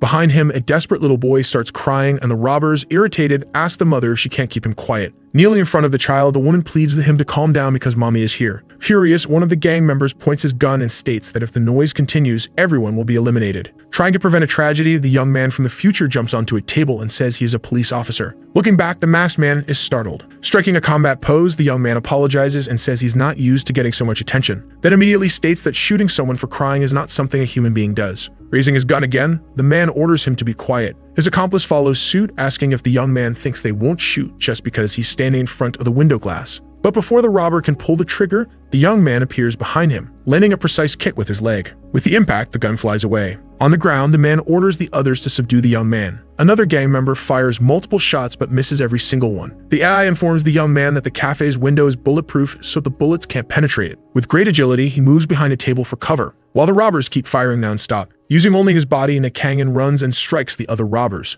who also fall to the ground. However, even so, one of them manages to fire, seemingly hitting him. Fortunately, the AI calculates the bullet's trajectory, and he manages to dodge it by flipping in midair. Shocked, the robber keeps shooting, saying that he won't be able to dodge all the bullets. To stop him, the young man lands another hit and the man passes out. Watching the scene, the other hostages are completely stunned by what just happened. Everyone starts screaming, thanking the young man for saving them. Catching him off guard, the children in the room run toward him. Excited, the little ones ask if he is a hero for being able to do all that. The AI, noticing one of the robbers on the ground with strawberry juice spilling, warns that this is not good for the children's mental health, making the young man rush to cover the scene. Looking at him, the children ask what he is doing. Trying to play it off, he says it's nothing they need to worry about. With the weapons in his possession, his assistant states that he can now get the people out of there, but the young man says it is still dangerous, because other robbers might be outside keeping watch. Thus, the young man concludes that he first needs to turn this floor into a fortress to protect all the civilians. Only then, moving silently, can he ensure that the people on the 7th floor are not harmed. Removing the robbers' masks, he notices that they appear to be foreigners but of the same ethnicity. So the plan must be to take something from here and escape abroad. Seeing that their firepower is still low, the AI orders him to hand the weapons to the civilians. Surprised, the young man questions how the AI knows this is the right move. In response, she says that basic tactics are stored. Picking up one of the weapons, the young man asks if at least 2 people here know how to handle it. 4 people raise their hands. John Jian warns that there may be spies among the group, so he must choose carefully. To make his decision, the young man asks about the volunteers' backgrounds. Based on this, he decides to give 2 of the 4 men a weapon. Because both have children, meaning it is unlikely that infiltrators would have brought their kids to do something like this. Then he informs them that he will check the other floors while the men stand guard. Giving instructions, he asks that the 2 not hand the weapons to anyone and not let anyone enter except the police. Searching the tied-up robbers, Kang-in picks up a radio that seems to have been modified for short-range communications. Suddenly, a voice comes from the device saying they heard a noise and asking what's happening. Using the ad, the young man alters his voice to sound like the masked man with the rabbit face, then explains to the other person on the line that he was disciplining someone who wasn't following orders. The other hostages are shocked by the voice change. Asking for silence, he requests that another robber come upstairs to show everyone that there are more than just 3 of them. And proceeding with the plan, he asks if anyone there has a compact mirror. A young woman steps forward, saying she has one. Smiling, he thanks her. Outside the cafe, the young man observes how professional the robbers are as they even deactivated the elevators. Suddenly, his assistant warns that there is movement on the 1st floor, then activates combat mode. Climbing the stairs, one of the robbers tells another that he will check what happened. Listening to the conversation, the young man concludes that the robbers haven't known each other for long, so someone important must have gathered them for this operation. And that leader must be on the 7th floor. Seeing a robber approaching, the young man attacks, and with a single blow, knocks the man unconscious. Looking through the mirror, he sees a security guard walking calmly, concluding that the man is also a robber. So using all of his agility, he attacks again with his fist. Curious, John Jian asks how he knew the man was an enemy. In response, the young man says he saw the radio he was carrying. Trying to earn some praise, the AI says that if she hadn't interfered, the punch wouldn't have been effective. The young man then tells her she's amazing, then asks her to stop talking. Returning to the cafe, the young man takes the 2 tied-up robbers to the corner where the others are, turning his attention to the real security guard, who was found unconscious. The 2 men standing guard with weapons say they can leave now, but the young man says it's not possible, because besides the powerful weapons, the gang might have planted traps like landmines at the entrance. Additionally, the shutter button in the security room isn't working either. So to fix it, he will have to go to the control room upstairs, shocking the 2 men with his courage. Reaching the 3rd floor, the AI reports that no one is there and that all rooms are locked, just like on the 4th floor where there are no breathing sounds, only the sound of sparks coming from behind an open door. Looking through the crack in the door, the young man realizes he has found the control room, but is completely destroyed, making it very difficult to call for help. Recapping the robbers' movements, Kang-in concludes that Shin Yunha is not the target. His assistant agrees, saying that the young woman is not a strategic target, but the young man reprimands him. Outside the building, one of the guards among the robbers notices a police car approaching. Standing up, he wonders what they are doing there if no one could have called for help. Picking up the radio, he informs the others that they have company. On the 7th floor, 2 gang members listen attentively to the information. One of them quickly switches channels to ask if someone from the cafe managed to call and alert the authorities. Listening in, the young man from the future smiles as he prepares to answer the question, then stating that while they were taking over the place, some people were making calls and exchanging messages. So someone may have managed to inform someone else about what was happening. The gang leader then switches channels to speak with the lookout on the 1st floor, instructing him to tell the police that the building is under renovation and that everyone there was asked to leave. Also in possession of the 1st floor guard's radio, the heroic young man responds to the command. Feeling more at ease, the robbers on the upper floor state that even if the police come, they won't be able to enter without a warrant.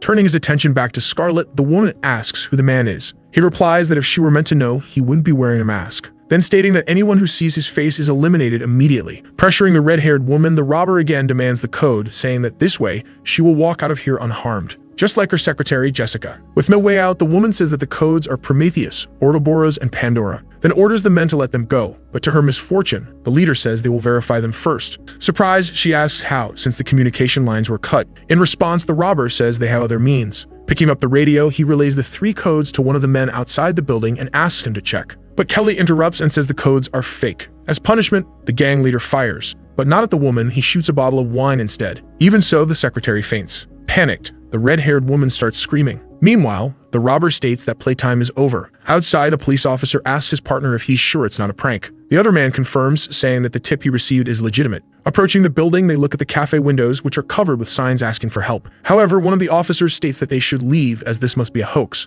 Despite his concerns, the other obeys. So both get into the car and leave the area. Relieved, the robber outside watches the car drive away. Picking up his radio, he informs the leader that the police have left. In response, the leader tells him to keep watching. Holding Scarlett's face, the leader says she looks exhausted, then stating that she only has one more chance before he decides to end everything. Shin Yun-ha and Lee Tae-ho observe the situation but fail to grasp the gravity of what is happening. Meanwhile, on the ground, the red-haired woman looks at her unconscious assistant. On the road, one of the officers inside the car asks why they are leaving when it's clear that something is wrong. In response, the older man says it's because they wouldn't be able to resolve the situation as the entire building has been taken over. So they must act wisely to avoid making things worse and pretending nothing is happening as part of the plan. Thus, picking up the radio, they call for reinforcements. Moments later, people inside a white van discuss the identities of the hostages. Looking at a list, a group of 4 men realizes that there are important people in the building, making this situation even more complicated. Upon hearing the name Shin Eun-ha, one of them is in shock. Everyone wonders why these people had to be in the same place on this particular day. Another man responds that it must be because of Chef Oh Jucho's food. Concerned, one of the team members states that the media will be ruthless if any of these celebrities get hurt, so they need to handle the situation as efficiently as possible. Arriving at the building, 2 of the men move to the rooftop of the building across the street and inform the captain of their positions. At the entrance, the captain orders everyone to retreat due to an explosive placed at the door. Inside the van, the brown-haired young man asks what they will do. In response, the captain says it's now in the hands of counterterrorism. All they can do is wait for them to arrive and secure the perimeter. On the 7th floor, one of the robbers informs the leader that Special Forces police have arrived. So the leader states that they must proceed with Plan E. Obeying, one of the henchmen points his gun at Lee Tae-ho and orders him to come along. Panicked, the president asks why, especially so suddenly. Pointing the gun at Shin Eun-ha, the robber warns that he will go downstairs to deliver a message, unless he wants to be eliminated right there. Trying to save himself, the man in the brown suit quickly says that the young woman is not his girlfriend. Terrified, the young actress wonders what is happening while desperately pleading for help in her mind. On the staircase, Kang-in questions how many members the gang has, to have been able to set so many traps on each floor. Suddenly, voices start echoing from the steps above. The robbers are coming down with the president while threatening to eliminate the actress, the future hero's friend. Hiding behind a door, the young man positions himself to continue observing. Warning about the traps, one of the robbers says that the man in the brown suit will go first, scaring him even more. Sweating nervously, he starts descending the steps slowly, and as he reaches the last step, he hears a woman's voice coming from an open door. He then approaches to see who might be inside the room. Descending the stairs, the robbers question where all the traps they planted have gone. With a hand gesture, Kang-in signals the president not to reveal his presence. Surprised, the man realizes it was the young man's voice and notices that he has a different expression. The robbers get closer, saying that whoever is there just needs to be taken down so they can move on. The eye alerts him that an enemy is approaching, and the young man quickly strikes, catching the robber completely off guard. Falling to the ground, the robber accidentally shoots one of his allies, but the man was wearing a bulletproof vest. Realizing the situation, the young man grabs the gun and fires at a spot not protected by the vest. Then sprinting, he begins attacking the others. Behind him, the man in the brown suit watches everything with his mouth wide open. Then he asks if the young man could be his girlfriend instead of Shin Eun-ha, but the young man declines the offer. Writhing in pain and completely defeated, the robbers look up at the 2 from the floor. Kang-in asks the eye about the other gang members, but she replies that she hasn't detected any further threats. Turning his attention to Lee Tae-ho, the young man asks if he came from the 7th floor, and the man confirms. Thus, the young man asks about the current situation there. The man explains that the robbers changed their plans and now want a getaway car, which he was supposed to arrange. Suddenly, the gang leader speaks over the radio, having heard screams, throwing the man in the brown suit into a panic. Mimicking the voice of one of the robbers, the young man reports that there were 2 hostages on the 5th floor, but the situation has been resolved. The leader says he thought all floors had been checked, but the young man responds that there was a hidden passage. Noticing the voice change, the president asks how the young man can do that. Handing him a bulletproof vest, the young man says that voice mimicry is his specialty. Then asking about Shin Eun-ha, the president states that the young woman was fine but under heavy surveillance. Jae comments that they have probably realized she is a celebrity. Afraid something might happen to his friend, the future hero declares that he will go up to the 7th floor, and the man says he will go too, because besides being armed, he is also a former army surgeon. The young man asks what his role was in the military. In response, the man says he was part of the public relations division, so the young man refuses to take him along. That tells him that all he needs to do is keep an eye on the unconscious robbers, and if they wake up, just grab the gun and shoot. Upstairs, the gang leader screams while demanding the code. Scarlet replies that she will never reveal it, even if it costs her life. Furious, the man points the revolver at the woman, warning that if that's what she wants, so be it. Suddenly, 2 of his subordinates are thrown aside. Surprised, he looks toward the door and sees the young man who attacked the 2 men. Everyone in the room wonders if the police have finally arrived. One of the robbers grabs Unha, while the others start firing relentlessly. The young man starts moving through the room, dodging the bullets with agility, jumping off the floor and onto the walls as if it were an everyday thing. With his feet, he pushes off, grabs one of the robbers by the arm, and uses him to strike the others. His assistant warns that all of them are wearing bulletproof vests. Grabbing a gun, Kang-in begins to fire. Shocked, everyone watches and murmurs that the young man's speed and strength are inhuman. The AI informs him that his friend is not in the room. One of the hostages explains that she was taken along with another foreign woman. The young man orders everyone to go down the stairs, find Lee Tae-ho on the 5th floor, and then head to the 2nd floor. Looking for a hiding spot, the leader, along with the remaining henchmen, says he doesn't think the young man is a police officer. One of them asks why they are taking the actress since she won't stop talking. The leader replies that if the police chase them, they can just throw her away, but for now, she is useful. Panicked, the young woman pleads for them to stop speaking in a language she doesn't understand. Suddenly, the door bursts open as the young man from the future storms in. 2 of the robbers start running toward him, urging the leader to leave first. Activating the combat mode provided by the AI, the young man flips midair, striking the enemies from behind with a weapon. Furious, another robber starts shooting, but none of the bullets hit the young man. He starts shouting his friend's name as she is held hostage. Understanding the plan, she ducks and the shots hit the robber instead, who falls to the ground, screaming in pain. The leader, still holding Scarlet, prepares to fire while the woman struggles to free herself from his grip. However, changing his mind, the man points the revolver at her and orders the young man to stay put unless he wants her to be shot. Outside the building, the police manage to deactivate the bomb, clearing access to the 1st floor. Opening one of the doors, a hostage emerges along with other people, all with their hands raised. A panicked woman explains that terrorists invaded the cafe and took everyone hostage. But someone even more terrifying than the robbers appeared, and not only dodged every bullet but also defeated the men in the blink of an eye. Other people step forward and start declaring that the young man is a hero. Surprised, the officer asks if they are sure about what they saw. Beside him, his colleague remarks that it seems like everyone there is hallucinating. Concerned, the captain warns that the gang might have used chemical weapons, so the team must put on gas masks.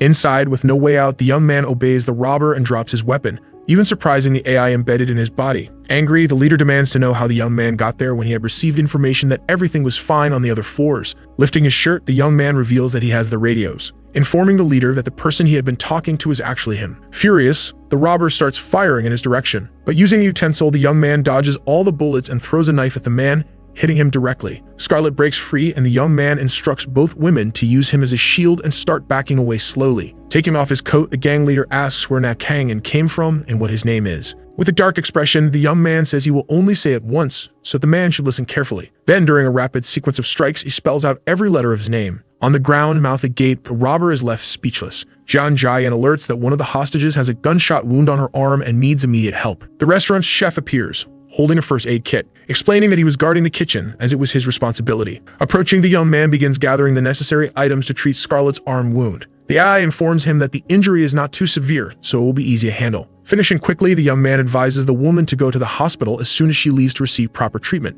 Smiling, she thanks him for his help, while the young man's friend is surprised that she speaks Korean. Explaining, Kelly says that her grandmother was Korean. Unha, irritated, tries to understand the situation, while the woman states that the young man must be a government agent sent to protect her. Responding, he says he is just a local food truck worker. On the stairs, the special forces rush up the steps, finding the president on the 5th floor armed and wearing a vest. The agents start shouting, demanding to know who he is. Happy, the man celebrates and says they have finally arrived. Thinking he is a robber, the squad advances, ordering him to drop his weapons. Lee Tae-ho reveals his identity and things calm down, allowing the police to shift their focus to the terrorists on the ground. The man explains what happened there and says that he was not the one who took down the robbers. But suddenly, the officers start shouting about the traps in the corner of a wall. Picking up one of the bombs, the man in the brown suit informs them that all of them have been deactivated. Reaching the 7th floor, the squad finds Chef Ju-chul, who laughs as he introduces himself. Then he says that everyone there is safe, and that the injured person has already received first aid. Shai Yunho waves her arms, happy at the officer's arrival. The police shift their attention to the tied-up and unconscious robbers. Smiling, the young actress comments that the entire gang inside the building has been properly neutralized. leaving the officers embarrassed for having been too afraid to enter earlier. Outside, the captain warns that there may be robbers disguised as civilians, so everyone must be carefully checked. In the white van, one of the men relieved thanks the young man, saying that thanks to him, a greater disaster was avoided and that even the leader of the entire operation was identified. The man is Shackle, an international criminal involved in terrorism, robbery, and kidnapping for ransom, and he is wanted even by Interpol. Kang-in asks about the other members of the gang, stating that they seem like mercenaries. Surprised, the officer says he is right. All of them were hired guns, fluent Korean. Analyzing the information, the young man says that if that's the case, someone must have lured Scarlet there, and the officer confirms, adding that now the American police will take over the case. Curious, the officer asks why the young man fought all the enemies alone. In response, he says it was simply the right thing to do. Laughing, the officer says it's not that simple, especially since none of the robbers suffered serious injuries even after being shot. Trying to get answers, the officer says he couldn't find any records of the young man in the military. John Jae-in, trying to help, shows Kang in a list full of excuses for getting out of the situation. So the young man replies that he was off the grid for 2 years because he was training in isolation in the mountains. Expanding on the lie, he says he spent 7 days fasting under a waterfall. Then he wandered through the entire area while training, surviving on wild ginseng whenever he got hungry. From this, he created his own martial art, incorporating weapon techniques using toy guns. His martial art is called Gun Fist, and through its practice, he reached perfection, allowing him to do everything he did. The man beside him listens with his mouth hanging open. At the hospital, 2 doctors examine Scarlet's arm wound and are shocked because the stitching pattern is identical to that of another patient. Trying to find out who did it, one of the men asks who performed the stitching, but the woman questions why that matters, then stating that she cannot disclose that information. The doctor insists and Jessica jumps into the discussion, shouting that they were attacked by terrorists so they can't reveal anything else. Going to the chief surgeon's office, Lee Jung-ho, the doctor says he has good news. Then he explains that he has found the person who stitched another patient's womb as if they had used a sewing machine. In shock, the chief asks for the person's name, and the doctor replies that he still doesn't know, but that a victim with identical stitches was treated very recently. The man asks why he let her leave, and if they were at least able to get more information from the police. However, the doctor replies that even the police don't know who it was. At the police station, someone hands an envelope to Park Ki-jung, saying that only one person has been authorized to review the documents inside. In response, the man says this is just an excuse to make him do all the work alone. The other man then says he is only handing over the papers because he is trusted. Opening the envelope and reading the pages, Park Ki-jung is shocked. Curious, the man beside him asks what he saw. In response, he says that, as stated, only one person can see it. But then, explaining further, he says that the hero of the terrorist incident is apparently the stunt director of a movie starring Shai Eun-ha, and the most shocking part is that they know him. The team leader asks if that person is some kind of criminal. His subordinate denies it and says that the young man is the same one who helped them in an incident with a criminal before. Upon hearing the information, the leader is completely shocked, questioning how they should refer to someone like that. In a large meeting, men in suits discuss the information that the 2 officers uncovered, saying that even though the target of the investigation is Chaekil, they cannot simply ignore Kang-in, who handled everything alone and has already saved someone from a burning building while walking on a rope. One of the men says he checked the young man's entire background because he thought he was part of a special forces unit, discovering that he was honorably discharged as a sergeant from an administrative unit. Another man asks if that couldn't be a cover, but the leader of the meeting questions why the military would use a combat specialist as an administrative employee. Joining the conversation, another officer says that the young man claimed he had been training in the mountains for 2 years. Confused, the chief asks why his subordinate is joking at a time like this. The same officer replies that he is not joking. 2 days pass, and at the internet cafe, Shai Eun-ha arrives completely disguised. The AI quickly detects the young woman's voice and informs the young man. Turning to look, he asks what she is doing there. In response, the young woman asks if he could be a little kinder. Then, she hands him a bag. The actress says that since they didn't get to eat last time, she brought ingredients so he could cook, and they could finally eat together. Turning his back, the young man tells her to leave, but she refuses. Asking for honesty, he says that if she tells the real reason she is there, he will make the food. Completely embarrassed, the young woman says that being near him makes her feel at peace. Ignoring the revelation, the young man comments that she brought fresh ingredients, so he will prepare some seafood dishes. Sometime later, the food is ready. Gathered with the blonde cafe attendant, they observe how delicious everything looks. As she eats, the young actress even becomes emotional. A voice suddenly asks if they can try it too. Scarlet appears, surprising the trio with her presence. Kang-in asks how she found the place. In response, the woman says she has friends in Korea, so she simply searched for his name and workplace. Then she reveals that she wants to hire him as her bodyguard. The AI informs him that if he accepts the offer, he won't be able to engage in other activities. Thus, he declines relieving the woman's security guards. Insisting, Scarlet says he would receive a good salary and many benefits, but he replies that he doesn't need anything at the moment. Convinced, the woman says that if that's the case, she will just buy something to eat before leaving. After eating, she's in disbelief at how good the meal tastes. Standing up, she thanks the young man and says she is leaving now.